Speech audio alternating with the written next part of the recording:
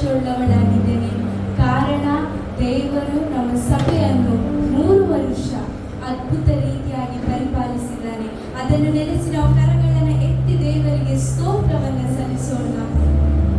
ನಮ್ಮ ಹೃದಯಗಳನ್ನು ನಮ್ಮ ಮುಂದಿರುವಂತಹ ಸಮಯ ನಮ್ಮ ದೇವರಿಗೆ ಒಪ್ಪಿಸಿಕೊಡೋಣ.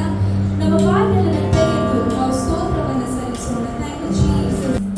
ದೇವರು ನಮ್ಮ ಮೇಲೆ ಎಷ್ಟೋ ಪ್ರೀತಿಯಲ್ಲಿ ತನ್ನ ಕರುಣೆಯುಳ್ಳ ಹಸ್ತದಿಂದ ನಮ್ಮನ್ನು ಕಾಪಾಡಿ ನಮ್ಮನ್ನು ಸಂರಕ್ಷಿಸಿ ಕಳೆದ 1 ವಾರ ಅದ್ಭುತ ರೀತಿಯಾಗಿ ಪರಿಪಾಲಿಸಿದ್ದಾನೆ.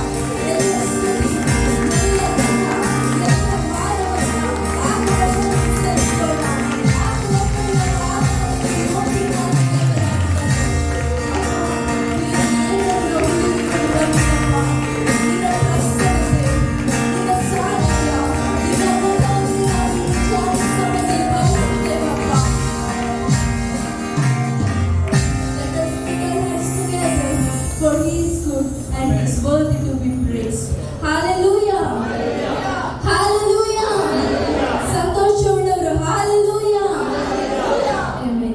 ಎಷ್ಟು ಮಂದಿ ನಿಜವಾಗಿ ನಂಬ್ತೀರಿ ನನ್ನ ದೇವರು ಒಳ್ಳೆಯವನು ಎಂಬುದಾಗಿ? ಹಾಗಾದ್ರೆ ಗಟ್ಟಿಯಾಗಿ ಹೇಳೋಣ, God is good. God is good. And all the time. And all the time. Amen. ದೇವರ ಪರಿಶುದ್ಧವಾದ ನಾಮಕ್ಕೆ ಸ್ತೋತ್ರವಾಗಲಿ. ನಾವು ದೇವರ ವಾಕ್ಯದಲ್ಲಿ ನೋಡ್ತೇವೆ, ಮಕ್ಕಳಾದ ಮರಿಯಳು ಮತ್ತೆ ಯೇಸುವಿನ ತಾಯಿ ಯೋಹಾನಳು ಅವರೇನ್ ಮಾಡ್ತಾರೆ, ಯೇಸುವಿನ ಸಮಾಧಿಯ ಬಳಿಗೆ ಹೋಗ್ತಾರೆ. ಯೇಸುವಿನ ಸಮಾಧಿಯ ಬಳಿಗೆ ಹೋಗುವಾಗ ಆ ಸಮಾಧಿಯ ಕಲ್ಲು ಮುಚ್ಚಿರುವುದನ್ನು ಅವರು ಕಾಣ್ತಾರೆ. ಆಗ ಅಲ್ಲಿ ಇಬ್ಬರು ಪುರುಷರು ಇರ್ತಾರೆ. ಆ ಪುರುಷರು ಹೇಳ್ತಾರೆ, ಸತ್ತವರೊಳಗಿಂದ ಜೀವಿಸುವ ಆತನನ್ನು ನೀವು ಹುಡುಕುತ್ತೇನು? ಆತನು ಇಲ್ಲಿಲ್ಲ, ಆತನು ಎದ್ದಿದ್ದಾನೆ ಎಂಬುದಾಗಿ. ಇವತ್ತು ನೀವು ಆರಾಧನೆ ಮಾಡುವಾಗ ನಿಮಗೆ ವಿರುದ್ಧವಾಗಿರುವ ಎಲ್ಲ ಕಲ್ಲುಗಳು ಅದು ಯೇಸುವಿನ ನಾಮದಲ್ಲಿ ಉರುಳುವಂತದ್ದಾಗಿದೆ. ಆತನು ಸತ್ತಿಲ್ಲ, ಆತನು ನಮ್ಮೊಳಗೆ ಇರ್ತಾನೆ. ಮಕ್ಕಳಿವರಿಗೆ ಕೈ ಕೊಟ್ಟು ಹೇಳಿ, ಆತನು ಸತ್ತಿಲ್ಲ, ಆತನು ನಮ್ಮೊಳಗಿದ್ದಾನೆ, ಆತನು ಜೀವಿಸುವ ಆತನಾಗಿದ್ದಾನೆ ಎಂಬುದಾಗಿ. Amen. ಸಂತೋಷವುಳ್ಳವರು, the joy of the Lord, the joy of the Lord. ಹಾಗಾಗಿ ಸಂತೋಷವುಳ್ಳವರಾಗಿದ್ದೀರಾ? ಆರಾಧಿಸಲಿಕ್ಕೆ ಸಿದ್ಧರಿದ್ದೀರಾ? ಸಿದ್ಧರಿದ್ದೀರಾ? ಎಲ್ಲರೂ ಗಟ್ಟಿಯಾಗಿ hallelujah. ನಾವೆಲ್ಲ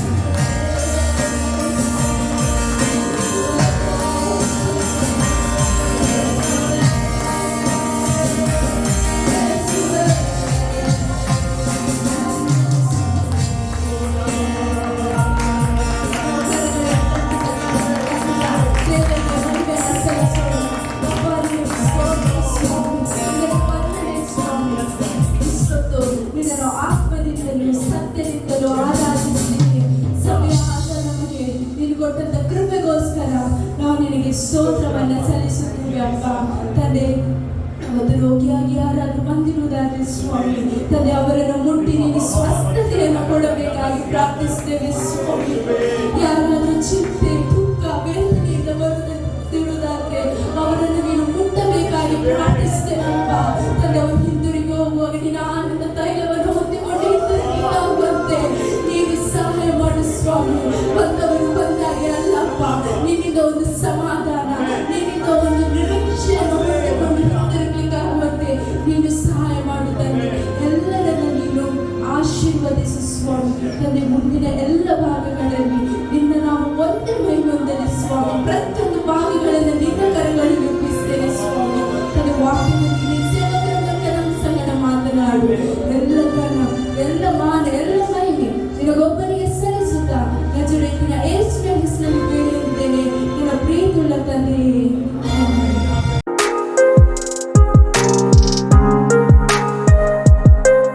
ನಮ್ಮ ದೇವರು ಒಳ್ಳೆಯ ದೇವರಾಗಿದ್ದಾನೆ.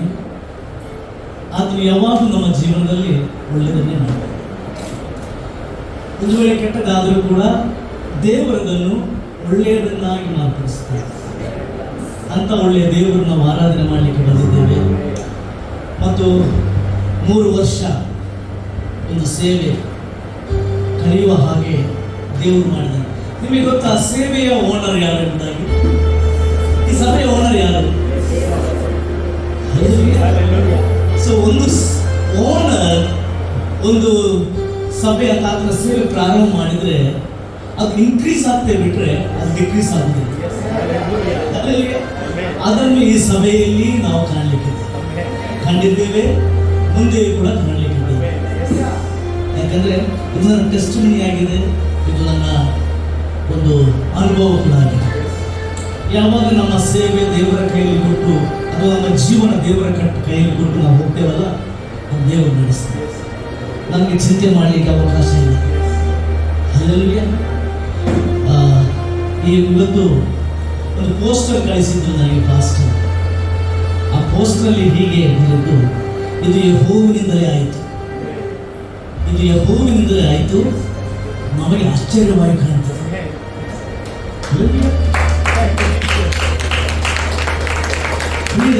ಆಶ್ಚರ್ಯ, ನಮ್ಮ ದೇವರು ಮಾಡುವುದೆಲ್ಲವೂ ಆಶ್ಚರ್ಯ. ಇವತ್ತು ಕೇಳಿದ ಸಾಕ್ಷಿಗಳು ಆಶ್ಚರ್ಯ, ದೇವರು ಮಾಡಲಿಕ್ಕಿರುವಂತಹ ಕಾರ್ಯಗಳು ಆಶ್ಚರ್ಯ. ಆತನಿಗೆ ಅಸಾಧ್ಯವಾದ ಒಂದೂ ಇಲ್ಲ ಪ್ರಿಯ. ಅದಕ್ಕೆ ಒಂದು ಹಾಡುಗಾರನಿಗೆ ಹೀಗೆ ಬರ್ತಾನೆ, ಬಂದು ಕೂತಾಗ ನನಗೆ ಆ ಹಾಡು ನನಗೆ ಬಂತು. ನೀನು ನನಗಾಗಿ ಮಾಡಿದ್ದು ಕಣ್ಣು ಕಾಣಲಿಲ್ಲ, ಕಿವಿ ಕೇಳಲಿಲ್ಲ, ಈ ಮನಸ್ಸು ಊಹಿಸಲೇ ಇಲ್ಲ ಅಂತ. ನೀವು ನನಗೆ ಒಂದು ವೇಳೆ ಒಂದು 25 ವರ್ಷಗಳ ಹಿಂದೆ, 30 ವರ್ಷಗಳ ಹಿಂದೆ ನಾನು ಹೇಗಿದ್ದು ನನಗೆ ಗೊತ್ತಿಲ್ಲ. ನಾನು ಈ ರೀತಿ ನಿಮ್ಮ ಮುಂದೆ ಬಂದು ದೇವರ ವಾಕ್ಯ ಕೊಡ್ತೇನೆ ಅಂತೇಳಿ ನನಗೆ ಗೊತ್ತಿರಲಿಲ್ಲ. ದೇವರು ನನಗೆ ಒಂದು ಬಿಸ್ನೆಸ್ ಕೊಡ್ತಾನೆ ಅಂತೇಳಿ ನನಗೆ ಗೊತ್ತಿರಲಿಲ್ಲ. ದೇವರು ನನಗೆ ಒಂದು ಸೇವೆ ಕೊಡ್ತಾನೆ ಅಂತೇಳಿ ನನಗೆ ಗೊತ್ತಿರಲಿಲ್ಲ. ದೇವರು ಈ ರೀತಿಯಾಗಿ ಇಷ್ಟು ಒಳ್ಳೆಯ ಕಾರ್ಯ ನನ್ನ ಜೀವನದಲ್ಲಿ ಮಾಡ್ತಿರ್ತಾರೆ. ನನ್ನ ಕಣ್ಣು ಕಾಣಲಿಲ್ಲ, ನನ್ನ ಕಿವಿ ಕೇಳಲಿಲ್ಲ, ನನ್ನ ಮನಸ್ಸು ಊಹಿಸಲಿಲ್ಲ. ನಾವು ಎನಿಸದೇ ಇರುವಂತ ನಮ್ಮ ಜೀವನದಲ್ಲಿ ಮಾಡುವಂತ ದೇವರು ನಮ್ಮ ದೇವರಾಗಿದ್ದಾರೆ. ಸೊ ಈ ಹಾಡನ್ನು ಹಾಡಿ ಪ್ರಾರ್ಥನೆ ಮಾಡಿ ಮತ್ತೆ ಮುಂದೆ ಎಲ್ಲರೂ ಇದನ್ನು ಭಕ್ತಿಪೂರ್ವಕವಾಗಿ ದೇವರನ್ನು ನಿಮ್ಮ ಜೀವನದಲ್ಲಿ ದೇವರು ಮಾಡುವಂತ ನಿಮಗೆ ಗೊತ್ತಿಲ್ಲ. ಈ ದಿನವರೆಗೆ ನಮಗೆ ಗೊತ್ತಿದೆ, ಮುಂದೆ ನಮಗೆ ಗೊತ್ತಿಲ್ಲ. ಈ ಸಮಯವರೆಗೆ ನಮಗೆ ಗೊತ್ತಿದೆ, ಈ ದಿನವರೆಗೆ ನಮಗೆ ಗೊತ್ತಿದೆ, ಅದು ನಾಳೆ ಏನಾಗ್ತದೆ ನಮಗೆ ಗೊತ್ತಿಲ್ಲ, ದೇವರಿಗೆ ಗೊತ್ತಿದೆ. ನಮ್ಮ ಕಣ್ಣು ಕಾಣಲಿಲ್ಲ, ನಮ್ಮ ಕಿವಿ ಕೇಳಲಿಲ್ಲ, ನಮ್ಮ ಮನಸ್ಸು ಊಹಿಸಲಿಲ್ಲ. ಅಲ್ಲಿ ಆದರೆ ದೇವರು ಮಾಡುವಂತ ಒಳ್ಳೆಯದೇ.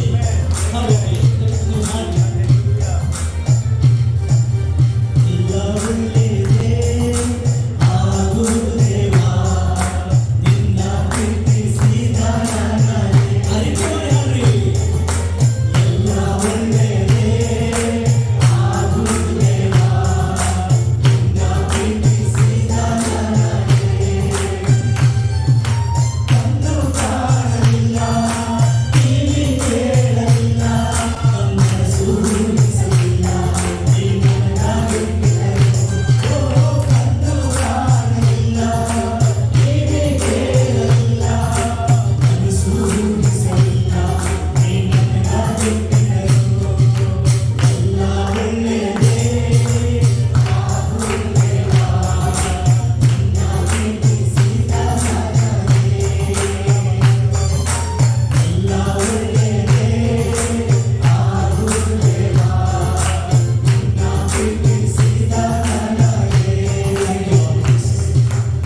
ತಂದೆ, ನಿನ್ನನ್ನು ಪ್ರೀತಿಸಿದಂತ ನಮಗೆ ಸ್ವಾಮಿ, ನೀನು ಒಳ್ಳೆಯದನ್ನೇ ಮಾಡುತ್ತೆ ಕರ್ತನೇ. ಇದು ಸೇವೆಯನ್ನು ನೀನು ಪ್ರಾರಂಭ ಮಾಡಿದೆ ಸ್ವಾಮಿ. ನಿನ್ನ ಸೇವಕನ ಕೈಯಲ್ಲಿ ನಂಬಿಕಸ್ಥನಾಗಿ ನೋಡಿ ನಿನ್ನದನ್ನು ಕೊಟ್ಟಿದ್ದೆ ಸ್ವಾಮಿ. ಇದನ್ನು ನಡೆಸಿದಾತನು ನೀನು 3 ವರ್ಷ ಕರ್ತನೆ ಕಳೆಯುವಂತ ಕೃಪೆ ಕೊಟ್ಟಿದ್ದೆ. ಈ ಒಂದು ಸಂದರ್ಭದಲ್ಲಿ ದೇವರ ನಿನ್ನ ವಾಕ್ಯವನ್ನು ಕೇಳಿಕೊಂಡು ಹೋಗುವಾಗ ನನ್ನ ಸಂಗಡ, ನಮ್ಮೆಲ್ಲರ ಸಂಗಡ ನೀನು ಮಾತ್ರ ನಮ್ಮ ಆಲೋಚನೆಗಳಲ್ಲ ದೇವರೇ, ನಿನ್ನ ಆಲೋಚನೆ ಇಲ್ಲಿ ಪ್ರಕಟವಾಗಲಿ ಯೇಸುವಿನ ನಾಮದಲ್ಲಿ ತಂದೆ, ಆಮೆನ್. ಹಾಗಾಗಿ ಕಣ್ಣು ಕಾಣಲಿಲ್ಲ, ಅದು ನಮಗೆ ಗೊತ್ತಿದೆ, ದೇವರು ನಮಗೆ ಒಳ್ಳೆಯದನ್ನೇ ಮಾಡ್ತಾರೆ. ಹಾಗಾಗಿ ಇಲ್ಲಿ ಪಾಸ್ಟರ್ ಹೀಗೆ ಕೊಟ್ಟಿದ್ದಾರೆ, ಇದು ಯೆಹೋವನಿಂದಲೇ ಆಯಿತು. 118ನೇ ಅಧ್ಯಾಯ ಕೀರ್ತನೆ 23ನೇ ವಚನ. ಇದು ಯೆಹೋವನಿಂದಲೇ ಹೋಯಿತು, ನನಗೆ ಆಶ್ಚರ್ಯವಾಗಿ ತೋರುತ್ತದೆ. This is the Lord's doing, it is marvellous in your eyes ಅಂತ ಹೇಳ್ತಾರೆ. ನನ್ನ ನಮ್ಮ ಕಣ್ಣುಗಳಲ್ಲಿ ಇದು ಮಾರ್ವಲಸ್ ಆಗಿದೆ. ತುಳುವಲ್ಲಿ ಈಗ ಹಿಂದಿಯಲ್ಲಿ ಈಗ ಇರ್ತದೆ ಅದ್ಭುತ ಅಂತೇಳಿ, ಅದ್ಭುತ. ಇದು ನಾವು ನೋಡುವಾಗ ಅದ್ಭುತವಾಗಿ ಕಾಣ್ತದೆ. ಇವನು ಸಿಸ್ಟರ್ ಹೇಳಿದ್ರು, ನನಗೆ ಅದ್ಭುತ ಕಳೆದ ವರ್ಷ ಫಾಸ್ಟ್ ಬರುವಾಗ ನನಗೆ ಹೇಳಿದ್ರು ನೆಕ್ಸ್ಟ್ ಇಯರ್ ಬರುವಾಗ ನೀವು ಮಗು ಕೊಡ್ತಾರೆ, ಈಗ ನನಗೆ ಅದ್ಭುತವಾಗಿ ಕಾಣ್ತಾ ಇದೆ. ಇನ್ನೊಂದು ಸಿಸ್ಟರ್ ಹೇಳಿದ್ರು, ಅಯ್ಯೋ ನನ್ನ ಮಗನನ್ನು ಕಳ್ಕೊಂಡೆ, ಅದನ್ನು ಅಡ್ಡಾಡ್ತಾ ಇದ್ದೆ. ಯಾಕೆ ಗೊತ್ತಾ, ನನ್ನ ದೇವರು ನನಗೇನು ಮಾಡ್ತಾನೆ ಗೊತ್ತಿದೆ. ನಾನು ದುಃಖದಲ್ಲಿರುವಂಥ ಅವಶ್ಯಕತೆ ಇಲ್ಲ. ನಾನು ಯಾಕೆ ಸಂತೋಷವಾಗಿರ್ತೇನೆ ಅಂತ ಹೇಳಿದ್ರೆ, ನನ್ನ ದೇವರು ನನ್ನ ಜೀವನದಲ್ಲಿ ಒಳ್ಳೆಯದನ್ನೇ ಮಾಡ್ತಾರೆ. ನಾವು ಅನೇಕ ಅವತ್ತು ಏನು ಮಾಡ್ತೇವೆ ಅಂದರೆ, ಏನಾದರೂ ನಮ್ಮ ಜೀವನದಲ್ಲಿ ಸ್ವಲ್ಪ ಏರುಪೇರಾದರೆ ನಾವೇನು ಮಾಡ್ತೇವೆ, ಅಲ್ಲೇ ಕೂತು ಹೋಗ್ತೇವೆ. ನಮ್ಮ ಎಂಟೈರ್ ಮನಸ್ಸು ಅಲ್ಲೇ ಇರ್ತದೆ. ಯಾರ ಹತ್ರ ಮಾತನಾಡುವಂಥ ಪಾಸ್ಟ್ರೇ, ಇನ್ನೊಬ್ಬರ ಹತ್ರ ನೆರೆಮನೆಯವ್ರ ಹತ್ರ ಮಾತಾಡೋ, ಅಯ್ಯೋ, ಎಲ್ಲ ಫ್ರೆಂಡ್ಸ್ಗಳ ಹತ್ರ ಮಾತಾಡೋ, ಕಷ್ಟ. ಅದೇ ನಮ್ಮ ಧ್ಯಾನ. ಅದಕ್ಕೆ ಅವರು ಹೇಳಿದ್ರು, ರಿನ್ಯೂ ಯುವರ್ ಮೈಂಡ್, ನಿನ್ನ ಮನಸ್ಸನ್ನು ನೂತನಪಡಿಸಿಕೊಳ್ಳ್ರಿ, ಭೂಲೋಕದ ತೆಗೆಯಿರಿ, ಅದನ್ನು ಪರಲೋಕದ ಕಡೆ ನೋಡ್ರಿ. ಅಲ್ಲಿ ಅದೇ ಕಣ್ಣು ಕಾಣೋದ್ರಲ್ಲಿ ನಮಗೆ ನಷ್ಟ ಮಾಡುವಂತ ದೇವರು, ನಮಗೆ ಆಲೋಚನೆ ಮಾಡಲಿಕ್ಕೆ ಸಾಧ್ಯ ಇಲ್ಲ. ಅದು ಒಂದು ಮಾತ್ರ ನಮಗೆ ಗೊತ್ತಿದೆ, ನನ್ನ ಜೀವನದಲ್ಲಿ ದೇವರು ಎಲ್ಲ ಒಳ್ಳೆಯದನ್ನೇ ಮಾಡ್ತಾರೆ. ಹಾಗಾಗಿ ಇವತ್ತು ನಾವು ಮಾತನಾಡಿದ್ದು ಕೇಳಿದ್ದಲ್ಲ ಕೇವಲ ಒಂದು ಸಭೆಗಲ್ಲ ಅಥವಾ ಒಂದು ಮನುಷ್ಯನ ಕೆಲಸ ವಿಷಯ ಅಲ್ಲ. ಇದು ನಿಜವಾಗ್ಲೂ ದೇವರ ಆತ್ಮನು ಮಾಡಿದ ಕೆಲಸಗಳ ಬಗ್ಗೆ ನಾವು ಕೇಳ್ತಾ ಇದ್ದೇವೆ. ದೇವರ ಆತ್ಮನು ಮಾಡಿದ ಕಾರ್ಯಗಳ ಬಗ್ಗೆ ಇವತ್ತು ನಾವು ನೋಡ್ತಾ ಇದ್ದೇವೆ. ಹಾಗಾಗಿ ಈ ಮಾರ್ಟಿನ್ ಲೂಥರನ ವಚನ, ಆ ವಾಕ್ಯ ಹೇಳ್ತಾರೆ, ನಾನು ಏನನ್ನು ಮಾಡಲಿಲ್ಲ, ವಾಕ್ಯವೇ ಎಲ್ಲವೂ ಮಾಡುತ್ತೇವೆ. ನಾನು ಏನು ಮಾಡಲಿಲ್ಲ, ಎಲ್ಲವೂ ವಾಕ್ಯ. ನಿಮಗೆ ಪಾಸ್ಟರ್ ವಾಕ್ಯ ಹೇಳಿದ್ರು, ವಾಕ್ಯ ಕಾರ್ಯ ಮಾಡುತ್ತೆ. ನೀವು ಅದನ್ನು ನಂಬಿದ್ರಿ, ಅದು ನಿಮ್ಮ ಜೀವನದಲ್ಲಿ ಕಾರ್ಯ ಮಾಡುತ್ತೆ. ಅನೇಕ ಅವಳಿಗೆ ಆಯಿತು, ನನಗೆ ಯಾಕೆ ಆಗಲಿಲ್ಲ, ಅವರಿಗೆ ಆಯಿತು, ನನಗೆ ಯಾಕೆ ಆಗಲಿಲ್ಲ.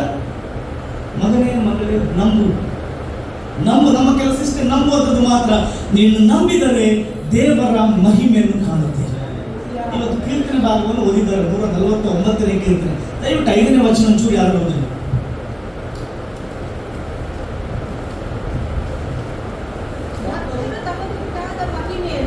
ಒಂಚೂರು ಭೇಟಿಯಾಗಿ ಸಿಸ್ಟರ್, ಬ್ಯಾಡ್ ಸಿಸ್ಟರ್.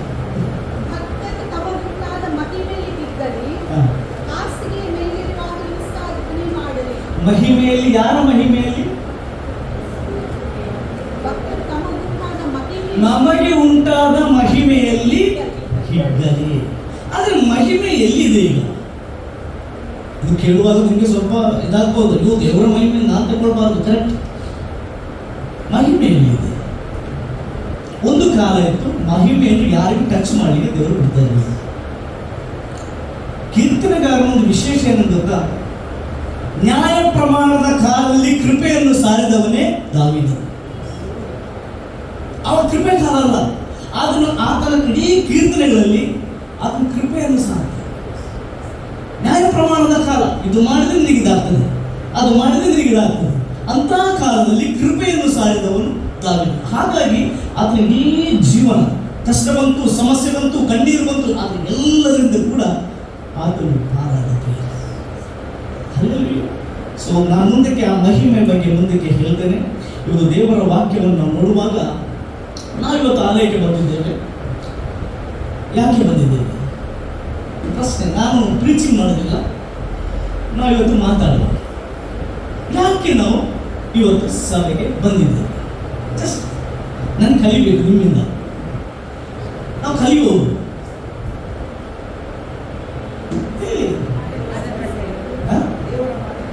ದೇವರ ಮಾತು ಕೇಳೋರು ಬಂದಿದ್ದಾರೆ. ಯಾಕೆ ಬಂದಿದ್ದೇವೆ ಚರ್ಚ್ ಒಳಗೆ?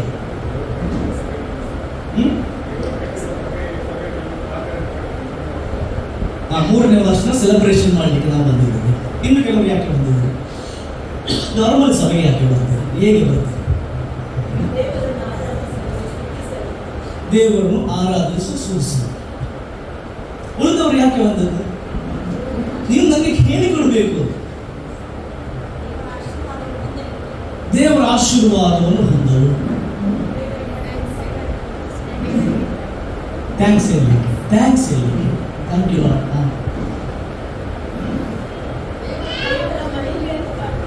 ಮಹಿಮೆಯನ್ನು ಕಾಣಲು. ಹಲ್ಲೆಲೂಯಾ. ದೇವರ ಮಹಿಮೆಯನ್ನು, ಇದೆಲ್ಲ ಕರೆಕ್ಟ್. ಪ್ರತಿ ಸಲ ನಾವು ಆಲಯಕ್ಕೆ ಒಟ್ಟಾಗಿ ಕೂಡಿ ಹಾಡುವಾಗ, ಸ್ತುತಿಸುವಾಗ, ಆರಾಧನೆ ಮಾಡುವಾಗ ದೇವರ ಮಹಿಮೆಯನ್ನು ನಾವು ಕಾಣಬೇಕು. ಹಲ್ಲೆಲೂಯಾ. ಹೇಗೆ ಹಾಗಾದ್ರೆ ನಾವು ಹೇಗೆ ಬರ್ತಾ ಇದ್ದೇವೆ? ಸಭೆಗೆ ಬರುವಾಗ ಹೇಗೆ ಬರ್ತಿದ್ದೇವೆ? ಯಾಕೆ ಬರ್ತೀವಿ ಆಯ್ತು, ಹೇಗೆ ಬರ್ತಿದ್ದೇವೆ? ಪರಿಶುದ್ಧತೆಯಿಂದ. ನೀವು ಮನೆಯಿಂದ ಹೊರಟಾಗ ಹೇಗೆ ಬಂದಿದ್ದೀರಿ? ನಾನು ಕೆಲಸ ಸಂತೆಗೆ ಹೋಗುವಾಗ ಎಲ್ಲರೂ ಮಾಡ್ತೀನಿ, ಲಿಸ್ಟ್ ಮಾಡ್ತೀನಿ. ಟೊಮೆಟೊ, ಆಮೇಲೆ ಸ್ವಲ್ಪ ಮರಕ್ಕೆ ಹೆಂಡತಿ ಮತ್ತೆ ವಾಟ್ಸಪ್ ಇದನ್ನ ವಾಟ್ಸಪ್ ಮರೆದು ಹೋಗ್ಬಾರ್ದು. ಮತ್ತೆ ಚೀಲ ಹಿಡ್ಕೊಂಡು ಹೋಗ್ತದೆ. ಯಾಕಂದ್ರೆ 10 ರೂಪಾಯಿ 20 ರೂಪಾಯಿ ಅದಕ್ಕೆ ಹಾಕ್ತಾರೆ. ಸಭೆಗೆ ಬರುವಾಗ ಯಾವ ರೀತಿ ನಾವು ಬರ್ತಿದ್ದೇವೆ ಅದು ಕರೆಕ್ಟ್. ಆದರೆ ನೀವು ಬರುವಾಗ ಮನೆಯಿಂದ ಬರುವಾಗ ಯಾವ ರೀತಿ ಬರ್ತೇವೆ? ಅದು ನಮ್ಮ ಸಂತೆಗೆ ಹೋಗೋ ಚೀಲ. ಒಂದು ನಾವು ಚರ್ಚ್ಗೆ ಬರೋ ಬೈಬಲ್, ಓಕೆ, ಅದು ಪ್ರಿಪರೇಷನ್. ಎಸ್, ನಾನು ಆ ಚೀಲಕ್ಕೆ ಈ ಬೈಬಲನ್ನು ಹೋಲಿಸ್ತಾ ಇಲ್ಲ, ದಯವಿಟ್ಟು ಮಿಸ್ಅಂಡರ್ಸ್ಟ್ಯಾಂಡ್ ಮಾಡಬೇಡಿ. ನಾನು ಹೇಳುವ ಒಂದು ಪ್ರಿಪರೇಷನ್. ಪ್ರಾರ್ಥನೆ ಮಾಡಿದರು. ಏನೇನು ಪ್ರಾರ್ಥನೆ ಮಾಡಬೇಕು?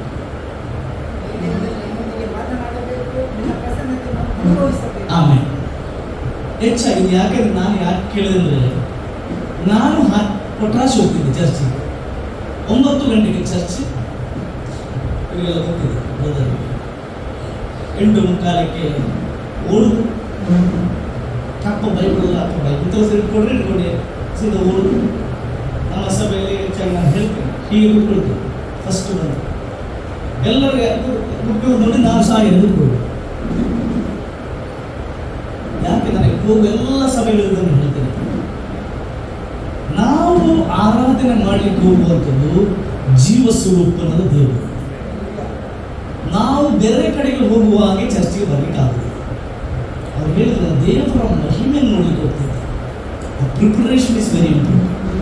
ಅನೇಕ ವರ್ಗ ಪ್ರಿಪೇರ್ ಆಗಿ ಬರುವಂಥದ್ದು ವರ್ಷಿಪ್ ಟೀಮ್ ಮತ್ತು ಪಾಸ್ಟರ್ ಮತ್ತು ಇಲ್ಲಿರುವಂಥ ನಾಯಕರು ಯಾರು ಅವರು ಪ್ರಿಪೇರ್ ಇಲ್ಲ. ಪ್ರತಿಯೊಬ್ಬ ವ್ಯಕ್ತಿ ಕೂಡ ಮನೆಯಿಂದ ಬರುವಾಗ ಹೇಗೆ ಬರಬೇಕಂದ್ರೆ ಫಸ್ಟ್ ನೀವು ಪ್ರೇಯರ್ ಮಾಡಬೇಕು. ಎಲ್ಲ ಹೊರಟಾಗ ದೇವರೇ ನಿನ್ನ ಆಲಯಕ್ಕೆ ಹೋಗ್ಲಿಕ್ಕೆ ಆಗುವಂತೆ ಪ್ರಿಪೇರ್ ಮಾಡಬೇಕು. ಆ ನಂತರ ಏನು ಮಾಡಬೇಕಂದ್ರೆ ಒಂದು ಕಾಣಿಕೆ ಆಗ್ತಿರಲ್ವ, ಕಾಣಿಕೆ ಇಲ್ಲಿ ಬಂದು ಪರ್ಸಲ್ಲಿ ನೋಡಿ. ನಾನು ಮುಂಚೆ ಗೊತ್ತಾ ಪರ್ಸ್ ತೆಗೆಯುವುದು, ಅದರಲ್ಲಿ ಸಣ್ಣ ನೋಟು ಯಾವುದು ಅವತ್ತು ಸಣ್ಣ ನೋಟಿಲ್ಲ ಅಂದರೆ ತುಂಬ ಬೇಸರ ವಿಚಾರ ಹೋಯ್ತಲ್ಲ ಅಂತ.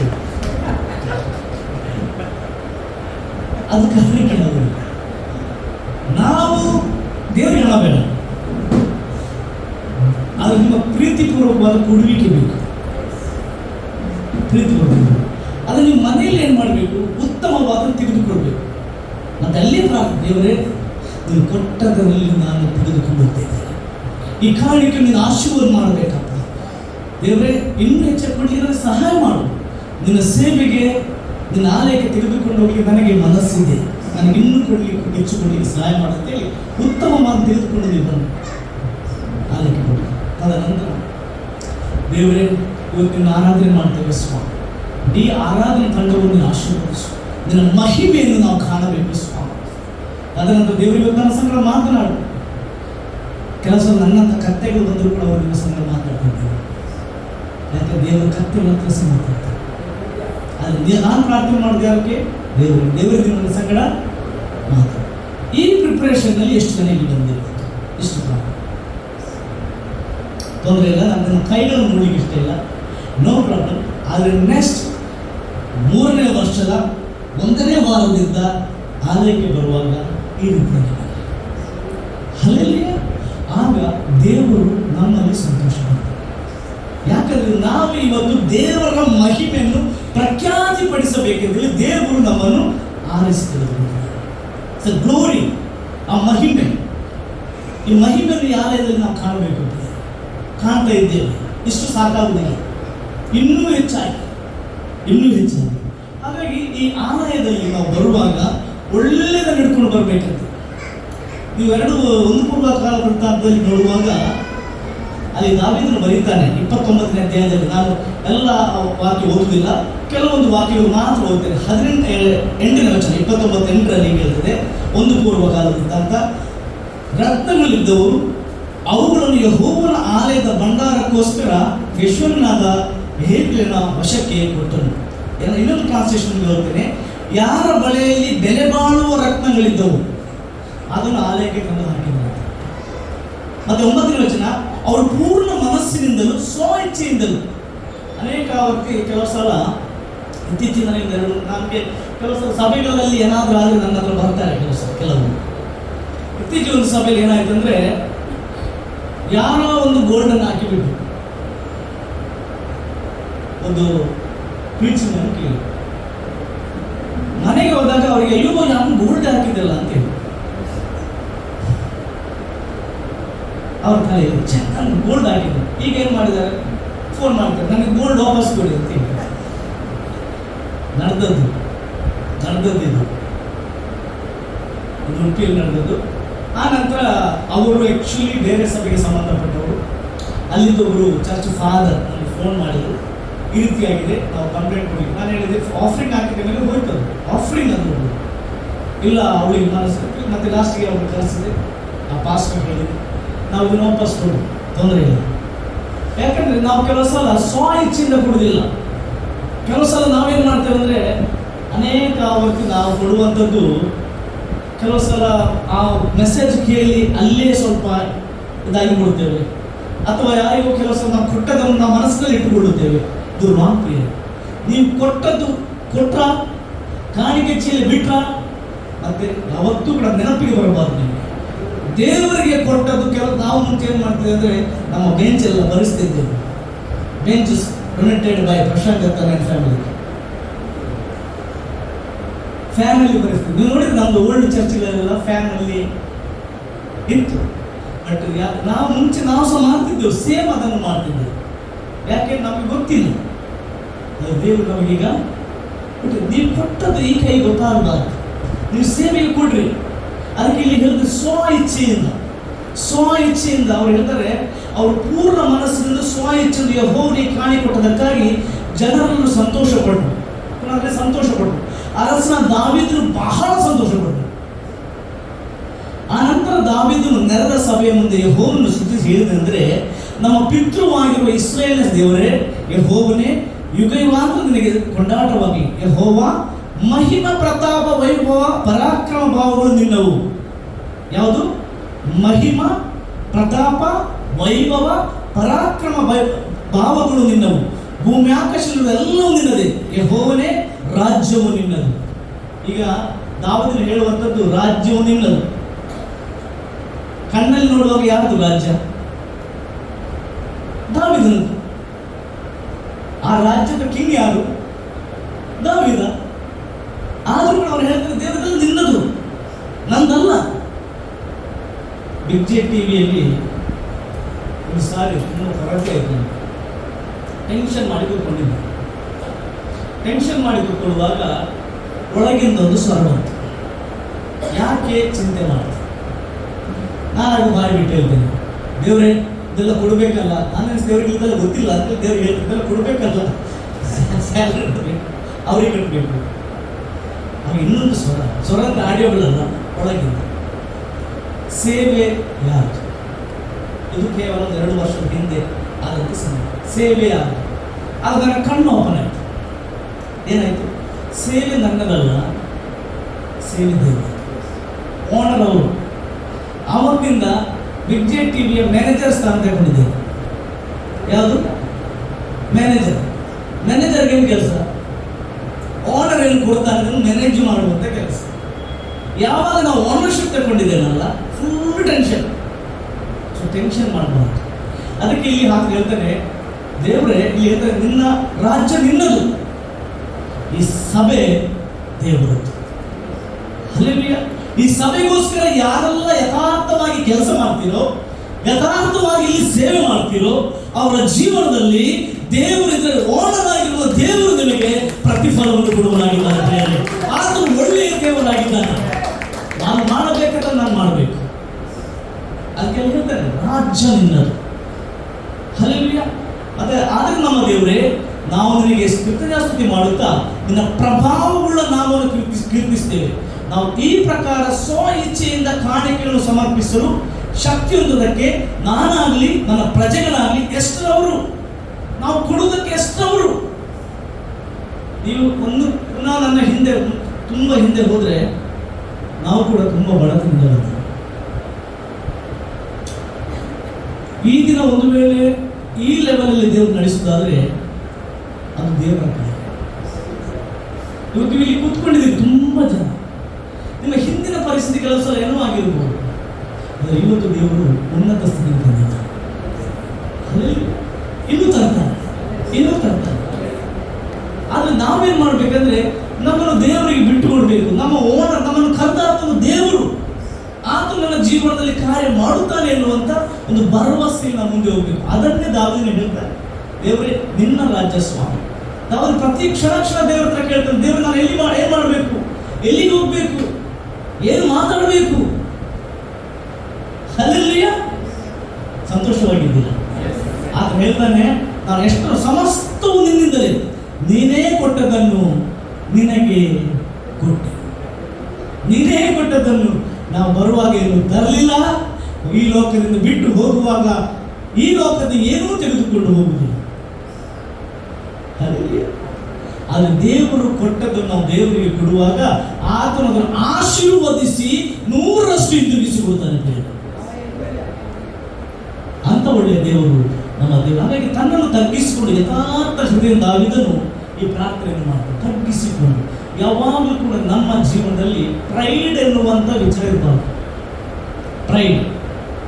ಪ್ರೈಡ್ ಬಂದದ್ದು ನಿಮಗೆ ಫೋನ್ ಮಾಡಿ ಬರ್ತದ, ನಾನು ಬರ್ತಾ ಇದ್ದೇನೆ ನಾಳೆ ಬೆಳಿಗ್ಗೆ ಇದ್ದೇನೆ ಅಂತ ಇಲ್ಲ, ಗೊತ್ತೇ ಆಗುದಿಲ್ಲ. ಹೀಗೆ ಬಂದು ನಿಲ್ತದೆ. ಬಾಬಿ ಬ್ರದರ್ ಹತ್ರ ನೀವು ಹೋಗಿ ಮಾತಾಡೋದು, ಬೇಕಿದ್ರೆ ಅವ್ರಿಗೆ ಬಂದು ಮಾತಾಡಿ, ಇಲ್ಲಿ ಬಂದು ನಿಲ್ತದೆ. ಅದಕ್ಕೆ ದೇವರ ವಾಕ್ಯವನ್ನು ಫಸ್ಟ್ ಅದನ್ನು ಕಟ್ ಮಾಡಿ, ದೇವರ ಮಹಿಮೆಯನ್ನು ನಮ್ಮ ಜೀವನದಲ್ಲಿ ಕಾಣಬೇಕಾದ್ರೆ ಒಬ್ಬರೇ ಒಬ್ಬ ವ್ಯಕ್ತಿಗೆ ಪ್ರೈಡ್ ಇರಬಾರ್ದು, ಅವನು ತಗ್ಗಿಸಿಕೊಂಡವರಾಗಿರಬೇಕು. ಅದಕ್ಕೆ ದಾವೀದನು ಅವನ ಜೀವನದಲ್ಲಿ ದೇವರ ಮಹಿಮೆಯನ್ನು ಕಂಡನು. ದೇವರು ಕೂಡ ಆತನ ಬಗ್ಗೆ ಒಂದು ಸಾಕ್ಷಿ ಕೊಡ್ತಾನೆ, ಇಷಯನ ಮಗನಾದ ದಾವೀದನು ನನಗೆ ಸಿಕ್ಕಿದನು, ಇವನು ನನ್ನ ಹೃದಯಕ್ಕೆ. ನೀವು ದೇವರ ಹೃದಯಕ್ಕೆ ಒಪ್ಪಬೇಕಾದ್ರೆ ನಮ್ಮಲ್ಲಿ 1 ಇಂಚಿನಷ್ಟು ಪ್ರೈಡ್ ಇರಬಾರ್ದು. ಪ್ರೈಡ್ ಬರ್ತದೆ ಮನುಷ್ಯನಿಗೆ, ಅದನ್ನು ಕಟ್ ಮಾಡಿಬಿಡ್ಬೇಕು ವಾಕ್ಯದಿಂದ. ಹಾಗಾಗಿ ಪ್ರೀತಿ ದೇವರಿಗೆ ನಾವು ಯಾವತ್ತೂ ಕೂಡ ದೇವರ ವಾಕ್ಯ ಎಷ್ಟೋ ಸಲ ನಮ್ಮ ಹತ್ರ ಮಾತಾಡ್ತದೆ, ನಾವೇನ್ ಮಾಡ್ತೇವೆ? ಸ್ವೀಕಾರ ಮಾಡ್ತೇವಾ? ಎಷ್ಟು ಜನ ಸ್ವೀಕಾರ ಮಾಡಿದ್ವಿ ದೇವರ ವಾಕ್ಯ? ಕೈ ಎಲ್ಲ ಎತ್ತಬಹುದು. ಅಲಕ್ಷ್ಯ ಮಾಡ್ತೇವೆ ವಾಕ್ಯ ಕೆಲಸ. ರಾಜನ ಇನ್ವಿಟೇಷನ್ ಅಲಕ್ಷ್ಯ ಮಾಡ್ತೇವೆ, ದೇವರ ಇನ್ವಿಟೇಷನ್ ಅಲಕ್ಷ್ಯ ಮಾಡ್ತೇವೆ. ನೀವೇಕೆ ಮಾತನ್ನ ಬರೋ ಸುವಾರ್ತೆ ನೋಡ್ರಿ, ಎಷ್ಟೋ ವರ್ಷ ದೇವರು ನಮ್ಮ ಹತ್ರ ಮಾತಾಡ್ತಾನೆ, ಇನ್ವಿಟೇಷನ್ ಕೊಡ್ತಾನೆ, ಮಗನ ಇದನ್ನು ಕೇಳು. 22:5 ಮಾತನ್ನ ಬರೋ ಸುವಾರ್ತೆ 22:5. ಯಾರು ಇನ್ನೊಂದು ಇದಿದ್ರೆ ಕೊಡಿ, ಇನ್ನೊಬ್ರಿಗೆ ಕೇಳಿ ಆ ವಾಕ್ಯ. 22:5.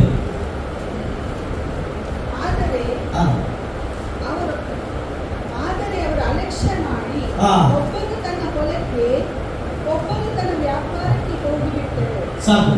ಆದರೆ ಏನನ್ನು ರಾಜನ ಈಗ ಒಂದು ಮದುವೆಗೆ ಕರೀತಾ ಇದ್ದಾನೆ, ಎಲ್ಲರೂ ಬರಬೇಕು. ಆದ್ರೆ ಇಲ್ಲಿ ಏನ್ ಮಾಡ್ತಿದ್ದಾರೆ? ಕರೆಕ್ಟ್ ಸ್ಪಷ್ಟವಾದ ವಾಕ್ಯ ಏನಂದ್ರೆ ಅಲಕ್ಷ್ಯ. ನಿಮಗೆ ಪಾಸ್ಟ್ ಇಲ್ಲಿ ನಿಂತುಕೊಂಡು ದೇವರ ವಾಕ್ಯ ಹೇಳ್ತಾರೆ, ನಿನ್ನ ನೆರೆ ನಿನ್ನಂತೆ ಪ್ರೀತಿಸು ಹೇಳಿದ್ದಾರೆ. ನಿನಗೆ ತಪ್ಪು ಮಾಡಿದ್ರು ಕ್ಷಮಿಸು ಹೇಳಿದ್ದಾರೆ. ನಾವು ಕೇಳಿದ್ದೇವೆ?